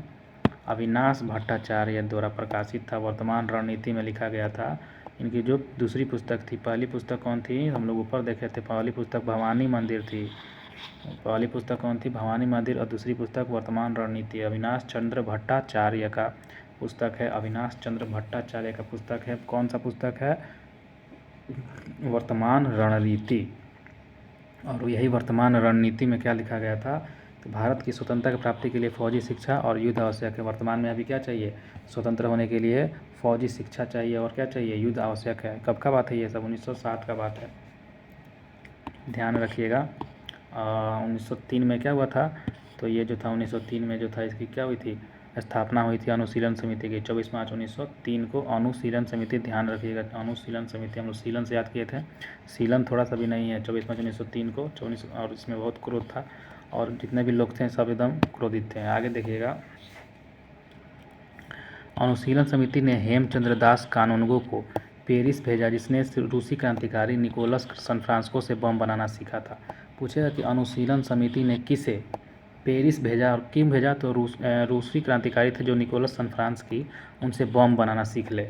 तो हेमचंद्र दास कानूनगो को पेरिस भेजा गया था। अनुशीलन समिति ने क्या किया था? हेमचंद्र दास कानूनगो को भेजा था कि आप जाइए, कानूनगो को बोला था कि कानूनगो जी आप जाइए, कहाँ जाइए? जो पेरिस चाहिए, वहाँ पे जाके एक है रूसी क्रांति निकोलस सनफ्रांसिस्को, वो जानते हैं बम बनाना, आप उनसे बम बनाना सीख के आइए। तो अनुशीलन समिति ने पूछेगा किसे भेजा था? तो हेमचंद्र दास कानूनगो को भेजा था पेरिस। कहाँ भेजा था? कहाँ भेजा था? पेरिस, फ्रांस भेजा था, है ना। और वहीं पे रूसी क्रांति कौन थे? निकोलस सनफ्रांसिस्को से बम बनाना सीख लिया था। निकोलस सनफ्रांसिस्को से बम बनाना सीख लिया था। बारिंद्र कुमार घोष, भूपेंद्र नाथ दत्त और अविनाश चंद्र भट्टाचार्य ने 1906 में युगांतर नामक साप्ताहिक पत्रिका प्रकाशित किया था। बहुत क्वेश्चन बढ़िया है जी, पूछता है कि युगांतर नामक साप्ताहिक पत्रिका प्रकाशित करने वाले कौन कौन थे? बारिंद्र कुमार घोष थे, भूपेंद्र नाथ दत्त थे, अविनाश चंद्र भट्टाचार्य थे। और 1906 में क्या हुआ था? ये युगांतर नामक साप्ताहिक पत्रिका का प्रकाशित हुआ था। युगांतर नामक साप्ताहिक पत्रिका का प्रकाशित 1906 में हुआ था, है ना। आगे देखते हैं दोस्तों,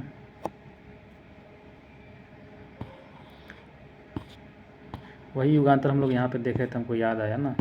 ये जो है युगांतर बंगाल में प्रकाशित समाचार पत्र क्रांतिकारी विचारधारा के प्रचार प्रसार के लिए था, है ना। चलिए आगे देखते हैं। यह युगांतर नामक साप्ताहिक पत्रिका था। कैसा था? युगांतर नामक साप्ताहिक पत्रिका था। 1906 में युगांतर प्रथम संपादक भूपेंद्र नाथ दत्त थे। 1907 में 1 वर्ष की कड़ी सजा दी गई थी, है ना। देखिएगा, फिर से देखिएगा दोस्तों कि युगांतर के प्रथम संपादक जो थे भूपेंद्र नाथ दत्त थे। युगांतर के प्रथम संपादक कौन थे? भूपेंद्र नाथ दत्त थे। और इनको 1907 में ही 1 वर्ष की कड़ी सज़ा दी गई, ठीक ना। ये इसमें लिखा जाता था सारा युगांतर में। हम लोग यहाँ पे देखे थे युगांतर के क्या था, तो युगांतर था एक क्या ना गया जी, हाँ, बंगाल से प्रकाशित समाचार क्रांतिकारी विचारधारा के प्रचार प्रसार करने के लिए छापा जाता था। और तो उनको 1 साल की सज़ा हुआ था। सबसे पहले भूपेंद्र नाथ दत्त ने क्या किया था, इसको पत्र प्रकाशित किया था। तो इनको 1 साल की सज़ा हुई थी। कितने साल की? 1 साल की सज़ा हुई थी। किसको? भूपेंद्र नाथ दत्त को। इसमें तो 3 आदमी थे, बारिंद्र कुमार घोष थे, भूपेंद्र नाथ दत्त थे और अविनाश चंद्र भट्टाचार्य थे। तो पहले ही भूपेंद्र नाथ दत्त ने ही किए थे युगांतर नामक साप्ताहिक पत्रिका का प्रकाशन 1906 में, है ना। और 1 साल 1907 में इनको क्या हो गया, 1 वर्ष की कड़ी सज़ा दी गई थी भूपेंद्र नाथ दत्त को। 1908 में वह पत्र बंद कर देना पड़ा था। 1908 में आते आते क्या करना पड़ा, तो युगांतर नामक जो पत्र था इसको बंद कर देना पड़ा। आगे देखिएगा, ढाका अनुशीलन समिति जो है, ढाका अनुशीलन समिति, ये भी अनुशीलन समिति का ही क्या है, एक ब्रांच है। तो जो 1903 में हुआ था। तो ढाका अनुशीलन समिति की स्थापना पी मित्रा एवं पुलिन दास ने 1906 में ढाका में किया था। वही पी मित्रा जो थे, वही अध्यक्ष जो थे, यहाँ पे आके क्या किए थे, पुलिन दास से संपर्क करके दोनों मिल कर बोले कि यहाँ पे ये क्या करिए, ढाका अनुशीलन समिति की स्थापना करिए। 1904 में और ढाका में की थी। ढाका में इसका लगभग 500 शाखा बनाई गई थी। ढाका में लगभग कितना शाखा बनाई गई थी जी? 500 शाखा बनाई गई थी। आगे बढ़ने से पहले हम पिंक कलर ये देख लेते हैं, जो कि बहुत इंपॉर्टेंट है। कांग्रेस पर कुछ विशेष टिप्पणियाँ, कि कांग्रेस पर कौन कौन से टिप्पणी किसने, कौन कौन सा जो वायसराय जो था वो या फिर नेतागण किए थे। तो डफरिन का कहना था, कांग्रेस केवल सूक्ष्मदर्शी अल्पसंख्यक का प्रतिनिधित्व करती है। कांग्रेस जो है केवल सूक्ष्मदर्शी है। सूक्ष्मदर्शी है मतलब एकदम छोटा है, उसका कोई मतलब ही नहीं है। अल्पसंख्यक का प्रतिनिधित्व करती है। अल्पसंख्यक मतलब जो भी कम रहता है ना, जैसे कि हम लोग जानते हैं भारत में अल्पसंख्यक में कौन आ जाते हैं, जितना भी मुस्लिम गण हैं, मुस्लिम भाई बहन, तो अल्पसंख्यक में आते हैं। तो कांग्रेस जो है केवल सूक्ष्मदर्शी अल्पसंख्यक का प्रतिनिधित्व करती है। किसने कहा था? डफरिन ने कहा था। अल्पसंख्यक मतलब बहुत कम है ना, तो डफरिन ने कहा था कांग्रेस के बारे में। और देखिए कर्जन ने क्या कहा था, तो कर्जन कहा था कि कांग्रेस लड़खड़ा कर गिर रही है और भारत में रहते हुए मेरी ये इच्छा है कि मैं उसे शांतिपूर्वक मरने में मदद कर सकूं। वाह, कितना खराब बात बोला है, देख रहे हैं। कर्जन बोला था क्या, कि कांग्रेस लड़खड़ा कर गिरने रही है और भारत में रहते हुए मेरी इच्छा है कि मैं उसे गिरते हुए देखूं, शांतिपूर्वक मदद कर सकूं, शांतिपूर्वक गिरने में, मरने में मदद कर सकूं, देख रहे हैं। और डफरिन का क्या कहना था, कि कांग्रेस केवल सूक्ष्मदर्शी अल्पसंख्यक का प्रतिनिधित्व करती है। डफरिन क्या था, एकदम डफर आदमी था, इसीलिए उसने कुछ दिखाई नहीं दे रहा था, उसको सब छोटा छोटा दिखाई दे रहा था। डफर आदमी को क्या दिखाई देगा, सब छोटा छोटा दिखाई दे रहा है। अल्पसंख्यक सूक्ष्मदर्शी छोटा छोटा दिखाई दे रहा है। ऐसे याद करने के लिए हम ट्रिक दे रहे हैं। चलिए आगे देखते हैं। अरविंद घोष का क्या कहना था, तो कांग्रेस क्षय रोग से मरने वाली है, ये अरविंद घोष का कहना था। एक घूसा मार दिए, टीबी हो गया, क्षय रोग हो गया। तो क्षय रोग को हम लोग टीबी बोलते हैं। तो कांग्रेस जो है क्षय रोग से मरने वाली है। किसने कहा था? अरविंद घोष ने कहा था। कांग्रेस क्षय रोग से मरने वाली है। क्षय रोग को टीबी बोलते हैं। घूसा मार के टीबी, ऐसे याद कर सकते हैं आप लोग कि घूसा मारे तो टीबी हो गया। तो कांग्रेस क्षय रोग से मरने वाले कौन थे, कहने वाले कौन थे? अरविंद घोष थे। आगे देखिएगा दोस्तों, बंकिम चंद्र चटर्जी, कांग्रेस के लोग पदों के भूखे राजनीतिज्ञ हैं। इन्होंने कहा था, बंकिम चंद्र चटर्जी ने क्या कहा था, जो कांग्रेस के लोग हैं वो पदों के लिए भूखे हैं। क्या हैं? भूखे राजनीतिज्ञ हैं। बंकिम चंद्र चटर्जी, इनके नाम में एक खुद चटर्जी लगा हुआ है, मतलब ये चाटते चटर चाटते हैं ऐसे करके, और लोगों को बोल रहे हैं कि भूखे राजनीतिज्ञ हैं। ये ट्रिक है, बस ट्रिक है, याद रखिएगा।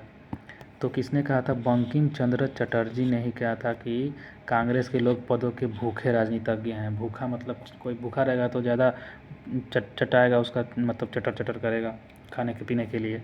तो चटर्जी ने कहा था भूखे राजनीतिज्ञ हैं कांग्रेस के लोग, क्या हैं? भूखे राजनीतिज्ञ हैं। आगे देखिएगा, अश्वनी कुमार दत्ता ने क्या बोला था, कि कांग्रेस का जो सम्मेलन है 3 दिन का मात्र तमाशा है। तो इनके नाम में ही 3 है, अश्वनी कुमार दत्ता, 3 है ना। तो इन्होंने 3 दिन का तमाशा बोला था, अश्वनी कुमार दत्त ने। याद रखिएगा, अश्वनी कुमार दत्त ने 3 दिन का तमाशा बोला था। याद रखिएगा, 3 दिन का तमाशा, अश्वनी कुमार दत्त। लाला लाजपत राय ने क्या बोला था? कांग्रेस लॉर्ड डफरिन की दिमाग की उपज है। जो लाला लाजपत राय जो थे पंजाब में किए थे अनुशीलन समिति, सॉरी क्या थे, अरे यार क्या था जी, अरे हाँ, स्वदेशी आंदोलन ना, लाला लाजपत राय ने कहाँ पे किया था? पंजाब में किया था ना, तो वही मेरा दिमाग में चल रहा था। तो लाला लाजपत राय कांग्रेस लॉर्ड डफरिन की दिमाग की उपज है बोले थे। किसने बोला था? कांग्रेस के बारे में बोले थे कि ये लॉर्ड डफरिनवा जो है, डफरिनवा उस समय था, उसी की दिमाग का उपज था। लॉर्ड डफरिनवा जो था, लाला लाजपत राय ने बोले थे कि वही कांग्रेस में लॉर्ड डफरिन का दिमाग में ये उपज आया था कांग्रेस बनाने के लिए, और एओ ह्यूम के द्वारा उसने बनवाया था। तो कांग्रेस का संस्थापक बोल सकते हैं एओ ह्यूम को। और लेकिन डफरिन का दिमाग का उपज है, किसने बोला था? लाला लाजपत राय ने बोला था कि कांग्रेस जो है वो लॉर्ड डफरिनवा के दिमाग का उपज है। तो 1885 में कांग्रेस का जो स्थापना किया गया था, उस समय कौन था? तो लॉर्ड डफरिन था, है ना। बिपिन चंद्र पाल, देखिए कांग्रेस याचना करने वाली संस्था है। तो बिपिन चंद्र पाल, ये पाल इसमें लगा हुआ है। तो पालेगा कोई चीज़, आपको, आप किसी चीज़ को पालिएगा तो आप क्या करेगा? आपसे तो विनम्र मतलब याचना करेगा, याचना करेगा ना। आप किसी चीज़ को पाल रहे हैं तो आप उससे वो आपको क्या करेगा? आपसे याचना करेगा। ज़बरदस्ती तो कुछ कर नहीं सकता है, मांग नहीं सकता है किसी चीज़ को पालिएगा।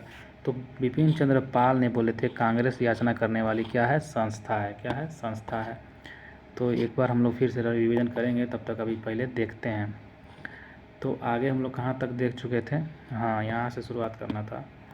11 दिसंबर 1908 ईस्वी को अनुशीलन समिति की गैर कानूनी घोषित कर दिया गया। जो अनुशीलन समिति जो था 1903 में, इसकी स्थापना 24 मार्च को हुआ था। यही अनुशीलन समिति को कब, देखिए कब इसको गैर कानूनी घोषित किया गया था समिति को? तो 11 दिसंबर 1908 को, कम से कम 5 साल बाद 11 दिसंबर 1908 को क्या किया गया? तो अनुशीलन समिति को गैर कानूनी घोषित कर दी गई 11 दिसंबर को। 24 मार्च से लेकर 11 दिसंबर याद रखिएगा, अनुशीलन समिति।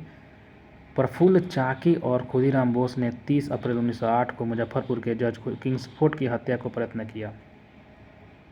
अब क्या हुआ यहाँ पे कि जो प्रफुल्ल चाकी थे और खुदीराम बोस, ये जो दोनों आदमी थे, इन्होंने 30 अप्रैल 1908 को, कब? 30 अप्रैल 1908 को मुजफ्फरपुर के जो जज हुए करते थे किंग्सफोर्ड, उसकी गाड़ी पर हत्या का प्रयत्न किया। और गलती से बम जो है कैनेडी की गाड़ी पर गिरा दिया गया था। गलती से तो वैसे मारने वाले थे किंग्सफोर्डवा को, लेकिन वो क्या हुआ, वो निकला नहीं, उसकी जगह पे दूसरा गाड़ी आ गया और जो था बम जो था कैनेडी की गाड़ी पर गिर गया। कैनेडी की गाड़ी, कैनेडी अच्छा आदमी था, है ना, उसकी गाड़ी पर गिर गया, जिससे क्या हो गया, 2 महिलाओं, एक थी प्रिंगले की पत्नी और उसकी बेटी, वो कैनेडी की गाड़ी पर गिरा, लेकिन उसमें कैनेडी भी नहीं था, उसमें 2 महिला थी, उसकी पत्नी और उसकी बेटी थी, उनकी मृत्यु हो गई। चाकी बहुत दुख हुआ, चाकी ने क्या हुआ, आत्महत्या कर लिया। चाकी ने, जो प्रफुल्ल चाकी ने आत्महत्या कर लिया। और खुदीराम बोस जो थे अभी लगभग 18 वर्ष के थे, उनको क्या किया गया, उनको फांसी दिया गया था 11 अगस्त 1908 को। तो पूछेगा कि उनको फांसी कब दिया गया था? खुदीराम बोस को 11 अगस्त 1908 को फांसी दिया गया था, मात्र 18 साल पे। सबसे कम उम्र के इन्हीं को कहा जाता है जिनको फांसी दिया गया था, है ना। तो देखिए 11 अगस्त, यहाँ पर हम लोग देख रहे हैं 11 दिसंबर को, अच्छा वो दूसरा है, छोड़िए छोड़िए छोड़िए, 11 अगस्त 1908 को इनको फांसी दिया गया था। आगे देखते हैं, जो पिंक कलर है, थोड़ा सा खुदीराम बोस के बारे में पढ़ लेते हैं। तो खुदीराम बोस का जन्म जो हुआ था 1889 में हुआ था, 89 में हुआ था। हबीबपुर जो है गांव का नाम है, मिदनापुर में, पश्चिम बंगाल में जाइएगा तो आपको देखने को मिलेगा हबीबपुर मिदनापुर, हबीबपुर मिदनापुर जिला में, पश्चिम बंगाल में खुदीराम बोस का क्या हुआ था, जन्म हुआ था, हबीबपुर मिदनापुर, पश्चिम बंगाल में। पकड़ने वाली पुलिस थी फतेह सिंह और सी प्रसाद मिश्र। जो पकड़ने वाली पुलिस थी इनको, कौन था? फतेह सिंह थे और सी प्रसाद मिश्र थे। कौन थे? सी प्रसाद मिश्र और फतेह सिंह थे। खुदीराम बोस के मुकदमे में जज जो था कर्नडफ था। खुदीराम बोस का जो मुकदमा में जो जज था, कौन था जज? तो जज के बारे में पूछ सकता है, कर्नडफ था। कौन था? कर्नडफ। खुदीराम बोस के मुकदमे में जज था कर्नडफ।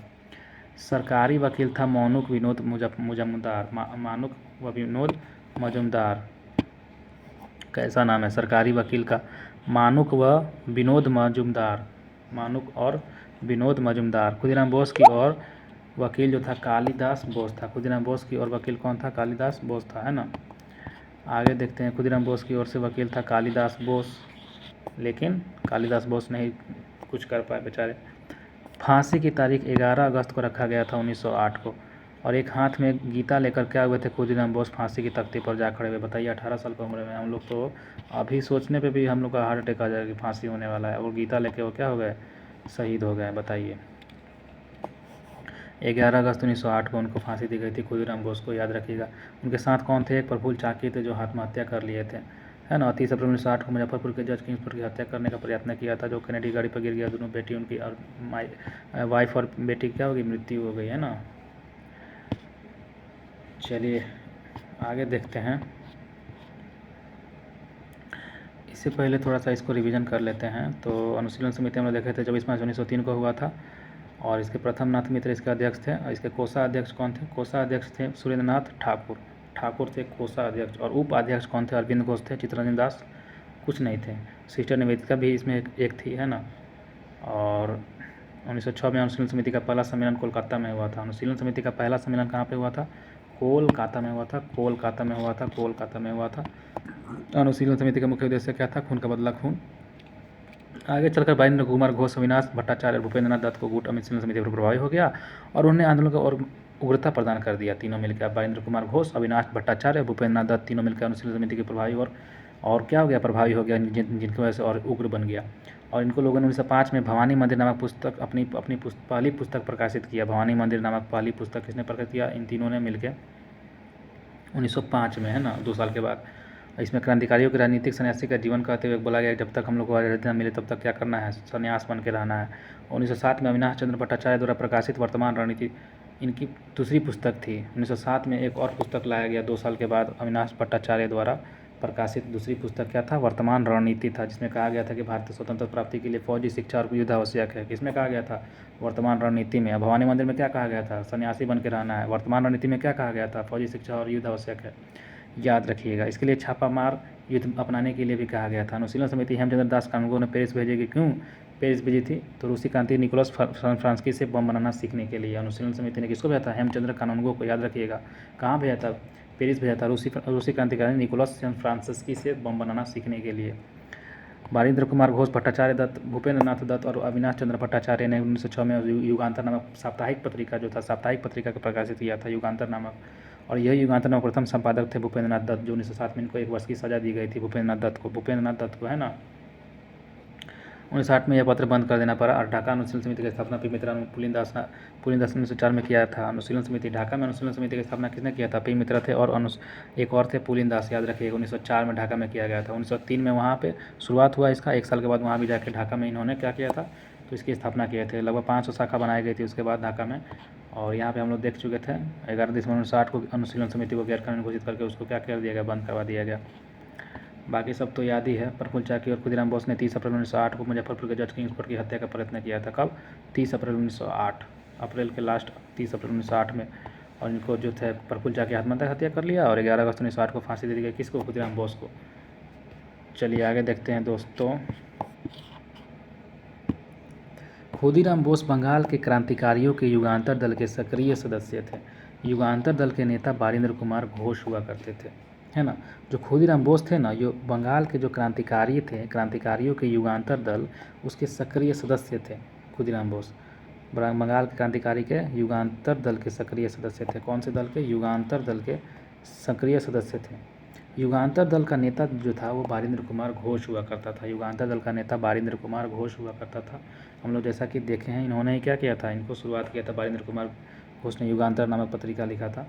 तो अब देखिए क्या होता है, उसी के क्या थे ये खुदीराम बोस, उसी के मतलब क्रांतिकारी युगांतर दल के ये एक सदस्य के रूप में थे, जिसकी स्थापना किसने किया था, बारिंद्र कुमार घोष ने किया था। युगांतर दल के क्या थे, सदस्य थे। खुदीराम बोस कौन सा दल के सदस्य थे, तो युगांतर दल के सदस्य थे। आगे देखते हैं अलीपुर षड्यंत्र केस। अलीपुर षड्यंत्र केस जो था 18 मई 1908 को कलकत्ता के अलीपुर अदालत में 31 व्यक्तियों को अवैध शस्त्र रखने के कारण पेश किया गया था। जो अलीपुर षड्यंत्र केस था, पूछेगा कि अलीपुर षड्यंत्र केस के बारे में बताइए, तो देखिए अलीपुर षड्यंत्र केस जो था 18 मई 1908 को, 18 मई 1908 में जाइए, उस समय 1908 में कलकत्ता के अलीपुर अदालत में, जो कलकत्ता में है अलीपुर अदालत, कहाँ पे है, कलकत्ता में अलीपुर अदालत की 31 व्यक्तियों को अवैध शस्त्र रखने के कारण पेश किया गया था। अवैध शस्त्र रखता था उस सब बिना किसी मतलब परमिशन के 31 व्यक्ति को क्या किया, पकड़ के लाया गया और इन व्यक्तियों को क्या किया गया, अवैध शस्त्र रखने के कारण गिरफ्तार किया गया। क्या किया गया, गिरफ्तार किया गया। इसी को बोलते हैं अलीपुर षड्यंत्र केस। अलीपुर षड्यंत्र केस किसको बोलते हैं, इसमें क्या किया गया था, 31 व्यक्तियों को पकड़ कर जेल में रखा गया था कलकत्ता के अलीपुर अदालत में और केस किया गया था। उसमें क्या था, 31 को व्यक्ति थे जो क्या करते थे, तो बिना किसी मतलब परमिशन के शस्त्र रखते थे, है ना, जो कि अवैध था। अब देखिएगा 19 अगस्त 1908 को 30 आदमियों को सेशन जज के सुपुर्द किया गया और 7 सितंबर 1908 को 7 और आदमियों को इस मुकदमे में शामिल किया गया। 1908 में क्या हुआ था, 19 अगस्त 1908 को 30 आदमियों को सेशन जज के सुपुर्द में किया गया। सेशन जो जज था उसके सामने किया गया और 7 सितंबर 1908 को 7 और आदमियों को उसके मुकदमे में शामिल किया गया। मतलब पहले 30 हुआ फिर 7 को। यही मुकदमा क्या हुआ, अलीपुर षड्यंत्र केस के नाम से प्रसिद्ध हो गया था। अलीपुर षड्यंत्र केस यही हो गया, बस कुछ नहीं था इसमें, सब रखाता था, कट्टा रखता था, हो सकता है कुछ भी रखता होगा, है ना। इस केस के सरकारी गवाह कौन बन गए थे, यही जो था नरेंद्र गोसाई जो थे, यही सरकारी गवाह बन गए थे। जो गवाही दे दिया तो अब बेचारे फंस गए 30 के 30। और इसी के कारण क्या हुआ, अलीपुर जेल में सत्येंद्रनाथ घोष एवं कन्हई लाल दत्त ने गोली मार दी। इसी के कारण क्या किया, इसी केस के सरकारी गवाह जो सुरेंद्रनाथ गोसाई बन गया था, इनके वजह से सब फंस गया बेचारा सब। तो क्या हुआ कि अलीपुर जो जेल था उसी में सत्येंद्रनाथ घोष ने क्या किया एवं कन्हई लाल दत्त ने, इन दोनों ने मिलकर क्या कर दिया, गोली मार दिया इनको, ठीक ना, नरेंद्रनाथ गोसाई को ठोक दिया, जाओ बहुत तुम क्या कर रहा है, गवाही दे रहा है, इतना आदमी को फंसा दिया है, खिलाफ चल गया ना हम लोग को मरवाने के लिए। इसके लिए दोनों को फांसी की सज़ा भी दी गई थी। किसे किसे, सत्येंद्रनाथ घोष को और कन्हई लाल दत्त को। अब इन्होंने क्या किया था, ठोक दिया था जेले में किसको, नरेंद्रनाथ गोसाई को। तो इन दोनों को फांसी की सज़ा दी गई, बाकी तो बचे होंगे ना, और क्योंकि गवाहीदार खत्म। बारिंद्र कुमार घोष, उल्लासकर दत्त, हेमचंद्र दास और उपेंद्र नाथ बनर्जी का आजीवन काला पानी की सज़ा मिली। बारिंद्र कुमार घोष जो थे, बारिंद्र कुमार घोष हो गए, उल्लासकर दत्त हो गए, हेमचंद्र दास और उपेंद्र नाथ बनर्जी जो हो गए, इनको आजीवन काला पानी की सज़ा मिली और बाकी लोगों को 10 वर्ष, 7 वर्ष या फिर 5 वर्ष करके सज़ा दी गई। इस मुकदमे में अरविंद घोष छोड़ दिए गए, इनको अरविंद घोष को क्या कर दिया गया, इनको छोड़ दिया गया, ठीक ना। पूछता है किन को छोड़ दिया गया था, तो अरविंद घोष को छोड़ दिया गया था। तब इन्होंने क्रांतिकारियों के क्रियाकलापों से अलग होकर क्या किया, इन्होंने पांडिचेरी में, कहाँ पे, पांडिचेरी में अपना आश्रम और विलेज स्थापित किया। कहाँ पर, पांडिचेरी में। चलिए आगे देखते हैं दोस्तों। 2004 में अभिनव भारत नामक संस्था स्थापित की। जो अभिनव भारत संगठन के सदस्य थे VM वापट, जो बम बनाने की कला सीखने के लिए पेरिस गए थे। कहाँ गए थे, पेरिस गए थे। कौन गए थे, महाराष्ट्र में जो थे विनायक दामोदर सावरकर 1904 में अभिनव भारत स्थापित की। 1904 में की अभिनव भारत स्थापित की 1904 में। अभिनव भारत संगठन के सदस्य PM वापट बम बनाने की कला सीखने के लिए पेरिस गए थे। हम लोग उधर देखे थे, हम लोग एक जानी बम बनाने के लिए जा रहे थे, कौन थे उधर, तो हम लोग देखे थे बम बनाने के लिए गए थे, वो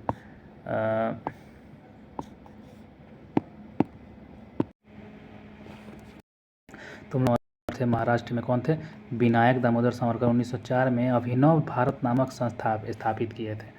अभिनव भारत नामक संस्था स्थापित करने वाले कौन थे, विनायक दामोदर सावरकर। ये सबको पता होगा, कब, लेकिन ये नहीं पता होगा 1904 में। 1904 में कहाँ, महाराष्ट्र में 1904 में अभिनव भारत नामक संस्था स्थापित की।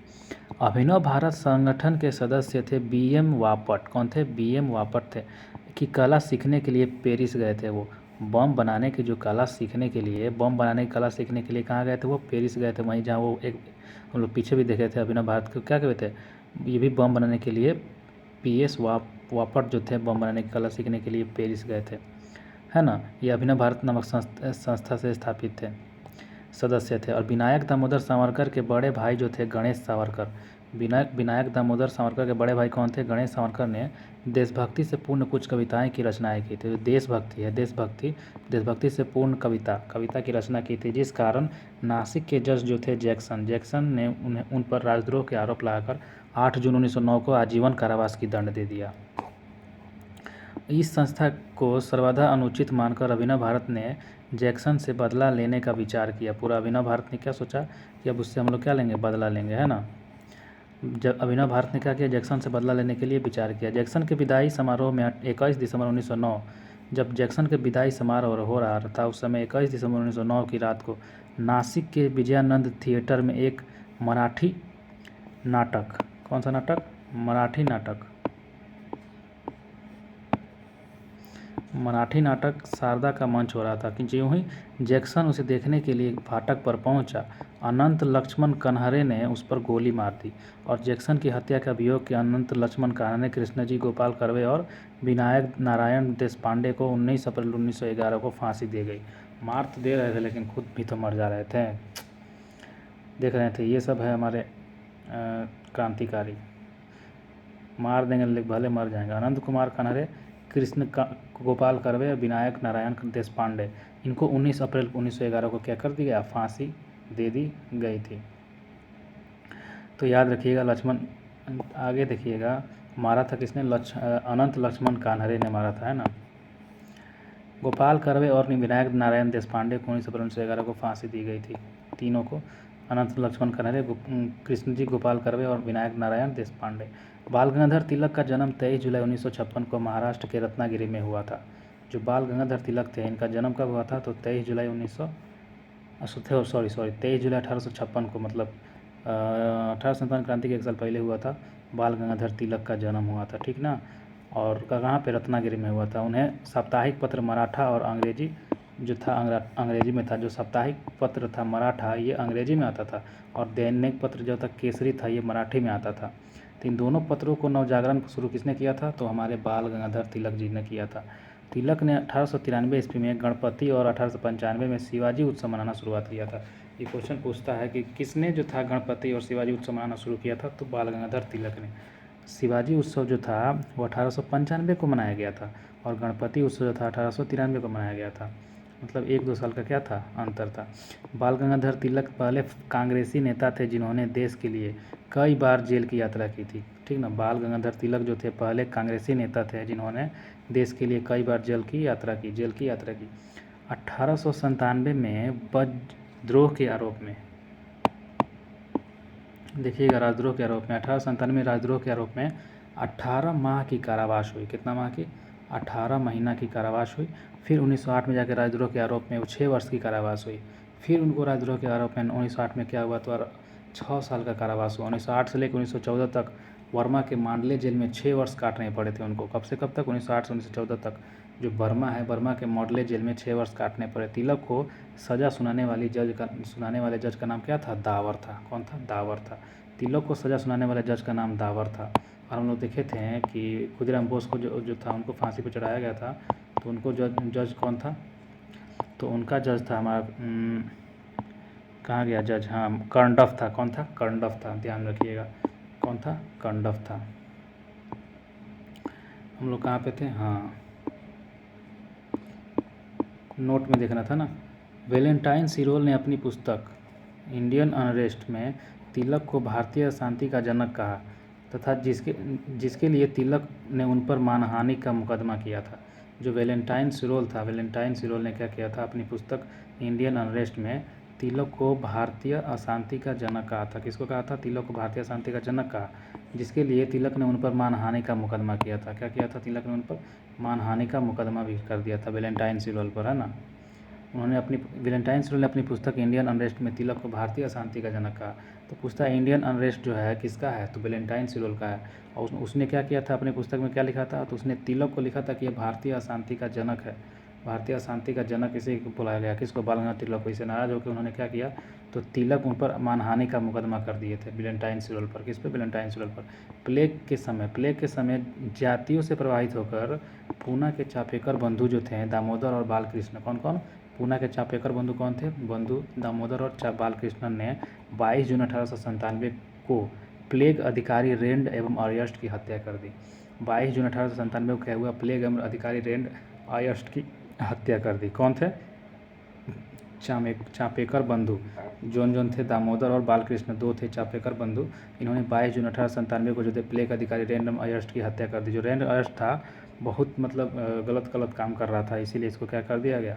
इसका हत्या कर दिया गया। दोनों आदमी चापेकर बंधुओं के द्वारा, जो प्लेग अधिकारी बन के आए थे लेकिन वो महिलाओं के साथ गलत हरकत छेड़खानी कर रहे थे, ऐसा मैंने सुना है। चलिए आगे देखते हैं।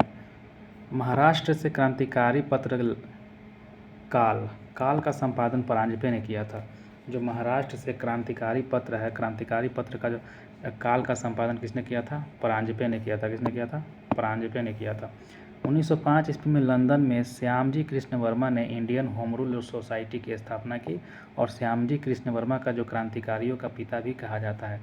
क्रांतिकारियों का पिता किसे कहा जाता है? श्यामजी कृष्ण वर्मा को। किसे कहा जाता है? श्यामजी कृष्ण वर्मा को क्रांतिकारियों का पिता कहा जाता है। ध्यान में रखिएगा, क्रांतिकारी के पिता है श्यामजी कृष्ण वर्मा। वैसे भी कृष्ण जी तो सबके पिता ही हैं, और श्याम जी तो ऐसे हम लोग याद रख सकते हैं, क्रांतिकारियों के पिता श्यामजी कृष्ण वर्मा। 1905 में क्या हुआ था? लंदन में श्यामजी कृष्ण वर्मा ने एक इंडियन होम रूल सोसाइटी की स्थापना की थी। ये भी पूछ सकता है कि किसने मतलब कि लंदन में इंडियन होम रूल सोसाइटी की स्थापना की? तो श्यामजी कृष्ण वर्मा ने। और ये भी पूछ सकता है कि श्यामजी कृष्ण वर्मा ने कहाँ पर इंडियन होम रूल सोसाइटी की स्थापना की? तो लंदन में। कब की? तो 1905 में। तो इनको क्या किया था? इनको क्रांतिकारियों का पिता कहा था। 1905 में इन्होंने क्या कर दिया था? इंडियन होम रूल सोसाइटी की स्थापना, इंडियन होम रूल सोसाइटी की स्थापना, ध्यान रखिएगा, इंडियन होम रूल यानी इंडियन होम रूल सोसाइटी की स्थापना 1905 में लंदन में कर दिए थे। अविंद्रनाथ टैगोर 1906 ईस्वी में Indian society of oriental arts की स्थापना की, जिसके प्राचीन भारतीय कला एवं संस्कृति के संरक्षण एवं विकास हुआ। तो अविंद्रनाथ टैगोर जो थे 1906 में इंडियन सोसाइटी ऑफ ओरिएंटल्स और अविंद्रनाथ टैगोर ने 1906 में Indian society of oriental arts की स्थापना की, जिससे प्राचीन भारतीय कला और संस्कृति का संरक्षण का विकास हुआ। क्या हुआ? विकास हुआ। चलिए आगे देखते हैं। अविंद्रनाथ टैगोर का तो देख लिया हम लोग 1906 में। हाँ, न्यू इंडिया नामक एवं अंग्रेजी साप्ताहिक समाचार पत्र जो था, न्यू इंडिया बोलिए या फिर अंग्रेजी साप्ताहिक समाचार पत्र बोलिए, एक पत्र एवं 1906 में जो वंदे मातरम नामक समाचार पत्र जिसका विपिन चंद्र पाल ने निकाला था। तीनों किसने निकाला था? न्यू इंडिया नामक एक अंग्रेजी साप्ताहिक समाचार पत्र एवं 1906 में वंदे मातरम नामक समाचार पत्र, दो है। कौन कौन? न्यू इंडिया और वंदे मातरम। इन दोनों ने बिपिन चंद्र पाल ने निकाला था समाचार पत्र। किसने निकाला था? बिपिन चंद्र पाल ने निकाला था वंदे मातरम।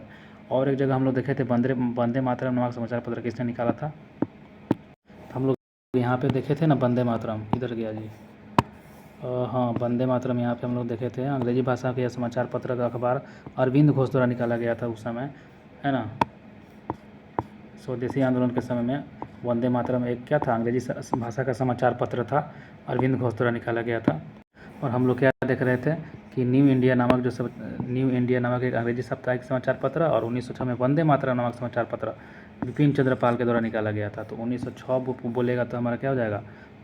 वंदे मातरम वाला समाचार पत्र बिपिन चंद्र पाल हो जाएगा, है ना। और 1905 में तो वंदे मातरम जो था वो अरविंद घोष द्वारा निकाला गया था 1905 में, 1 साल पहले का बात है ना।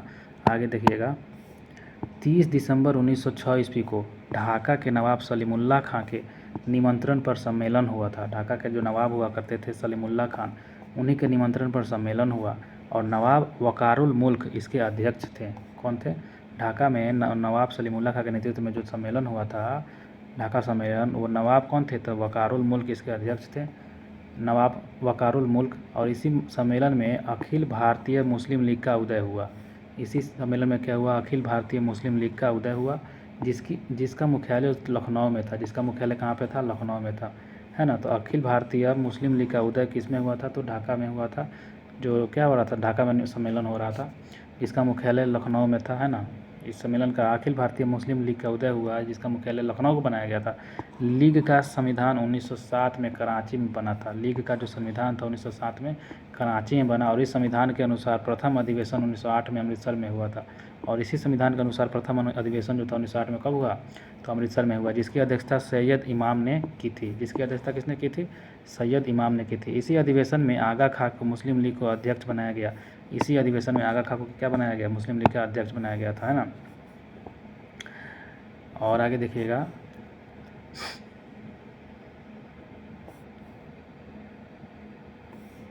इसी अधिवेशन में मुसलमान के लिए अलग से निर्वाचन मंडल का मांग भी किया गया था। इसी अधिवेशन में ही मुसलमानों के लिए एक अलग से निर्वाचक मंडल का मांग किया गया। पूछेगा कि किस अधिवेशन में मुसलमानों के लिए अलग से निर्वाचन मंडल की मांग किया गया था, तो यही जो था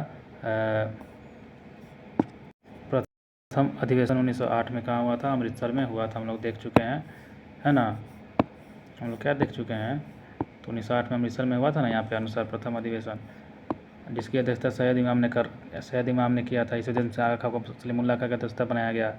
इसी अधिवेशन में मुसलमानों के लिए अलग से निर्वाचन मंडल का मांग किया गया, जिसका 1909 की जो मार्ले मिंटो सुधार ने मान लिया था, है ना। मार्ले मिंटो जो था उसने क्या किया था, इसको मान लिया था निर्वाचन मंडल को मुस्लिम लीगों के लिए। और मुस्लिम लीग ने बंगाल विभाजन का जो समर्थन किया था, मुस्लिम लीग ने क्या किया, बंगाल विभाजन का समर्थन किया। उसके बाद 1908 में मुस्लिम लीग एक शाखा जो था लंदन में खोली गई थी। 1908 में मुस्लिम लीग की एक शाखा कहाँ खोली गई थी, लंदन में खोली गई, जिसे सैयद अमीर अली ने स्थापित किया था। किसने स्थापित किया था, सैयद अमीर अली ने स्थापित किया था लंदन में 1908 में मुस्लिम लीग की एक शाखा लंदन में भी खोली गई थी, किसने स्थापित किया था, सैयद अमीर अली ने स्थापित किया था लंदन में, है ना। लंदन में सैयद अमीर अली ने स्थापित किया था मुस्लिम लीग 1908 में, याद रखिएगा। भाई देखते हैं भिखाजी रुस्तम कामा। कौन है भिखाजी रुस्तम कामा, तो भारतीय मूल की फ्रांसीसी नागरिक है। कौन है, भारतीय मूल की फ्रांसीसी नागरिक थी, जो जर्मनी के स्टुअर्टगार्ट शहर में 22 अगस्त 1907 को आयोजित सातवीं अंतर्राष्ट्रीय कांग्रेस में तिरंगा फहराने के लिए जानी जाती है। देखिए क्या है भिखाजी रुस्तम कामा के बारे में। ये जो है भिखाजी रुस्तम कामा भारतीय मूल की फ्रांसीसी नागरिक थी, भारतीय मूल की थी और फ्रांस के नागरिक बन गई थी। भारतीय मूल की थी और फ्रांस के नागरिक थी।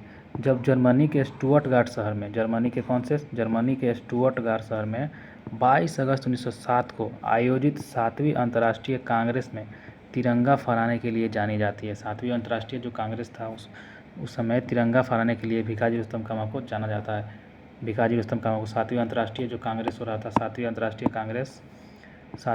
कांग्रेस में तिरंगा फहराने के लिए जानी जाती है। यह विदेशी धरती पर राष्ट्रीय ध्वज फहराने के लिए पहली घटना है। और यह विदेशी धरती पर, कहाँ, विदेशी जो धरती पर राष्ट्रीय ध्वज सबसे पहले फहराया गया था भिखाजी रुस्तम कामा के द्वारा। किनके द्वारा, भिखाजी रुस्तम कामा के द्वारा विदेशी धरती पर राष्ट्रीय ध्वज फहराने की पहला घटना था। इनके माता पिता पारसी थे। ये जो है भिखाजी रुस्तम कामा कौन है, पारसी हैं। और इन्होंने दादा भाई नौरोजी के निजी सचिव के रूप में भी काम किया है ना। वो भी पारसी ही थे, दादा भाई नौरोजी क्या थे, पारसी थे। इन्हीं के सचिव के रूप में भिखाजी रुस्तम कामा काम की थी, है ना। और कहाँ पे, जर्मनी के स्टुअर्टगार्ट में ये 22 अगस्त 1907 को आयोजित अंतर्राष्ट्रीय 7वीं अंतर्राष्ट्रीय कांग्रेस तिरंगा फहराना में क्या किया था, तिरंगा फहराने के लिए जानी जाती है भिखाजी रुस्तम कामा, है ना। और भारतीय मूल की ये फ्रांसीसी नागरिक थी, भारतीय की थी लेकिन वो नागरिकता ले ली थी फ्रांस की। 1 जुलाई 1909 को मदन लाल ढींगरा ने विलियम कर्जन वाइली को गोली मारकर हत्या कर दी।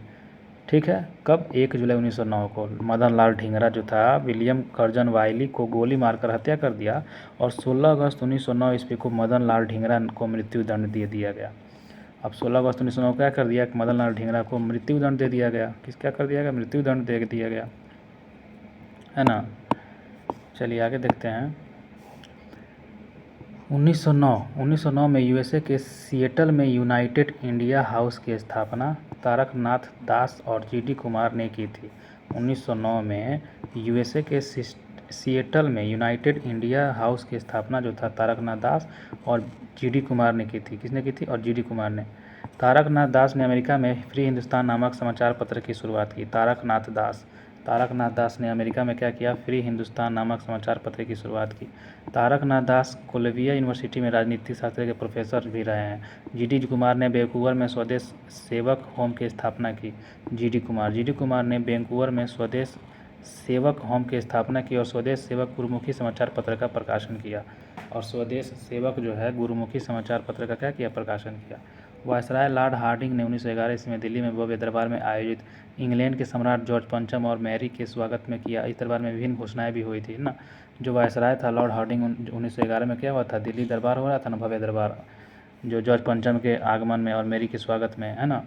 वायसराय लॉर्ड हार्डिंग किया था 1911 में दिल्ली दरबार ना, उसमें घोषणा भी किया गया था। देखिए, तो सबसे पहले बंगाल विभाजन को रद्द करने की इसमें घोषणा किया गया, मान लिया गया।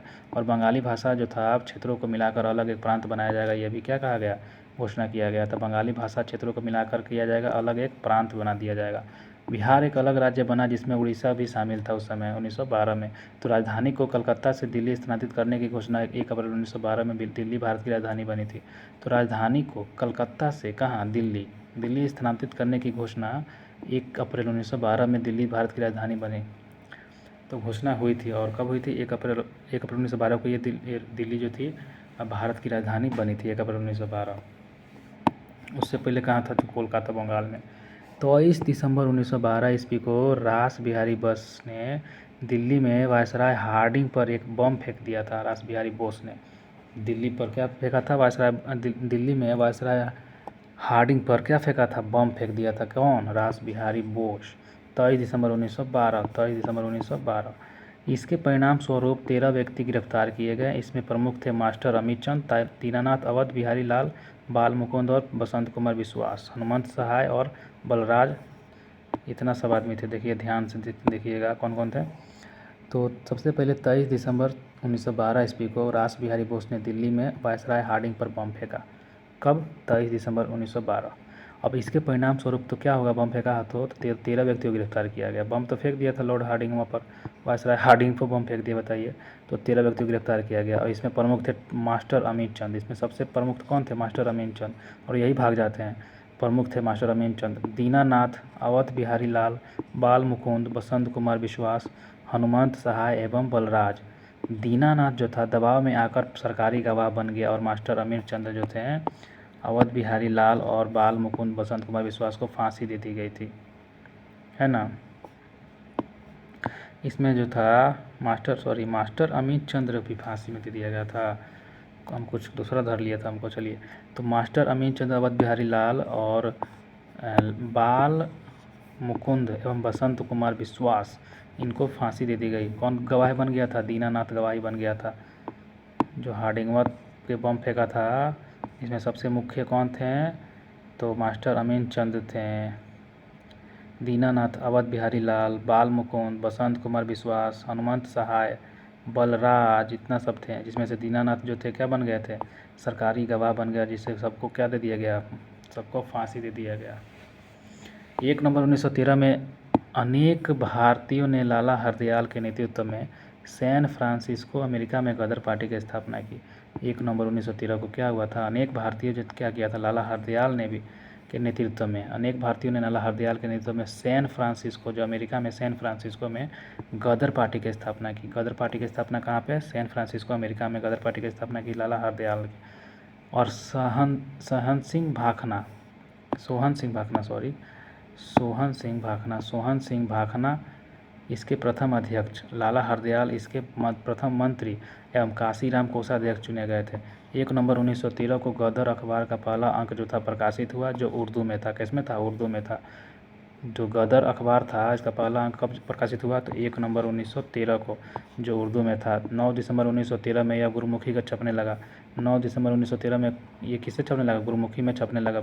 इसके प्रत्येक अंक के पहले पृष्ठ पर छपता था अंग्रेजी राज का कच्चा चिट्ठा। इसके प्रत्येक पृष्ठ पर क्या चिट्ठा था, क्या मतलब छपता था, अंग्रेज राज का कच्चा चिट्ठा। गदर अखबार का पहला अंक प्रकाशित कब हुआ था, 1 नवंबर 1913 में, और ये उर्दू में आता था, है ना। और जो था गदर पार्टी की स्थापना बोले तो सोहन सिंह भाखना जिसके प्रथम अध्यक्ष थे, और लाला हरदयाल इसके प्रथम मंत्री थे। काशीराम कोषाध्यक्ष चुने गए थे, है ना, याद रखिएगा। 1 नवंबर 1913 में अनेक भारतीयों ने लाला हरदयाल के नेतृत्व में सैन फ्रांसिस्को में गदर पार्टी की स्थापना की थी। 1 नवंबर 1913 में। आगे देखिएगा।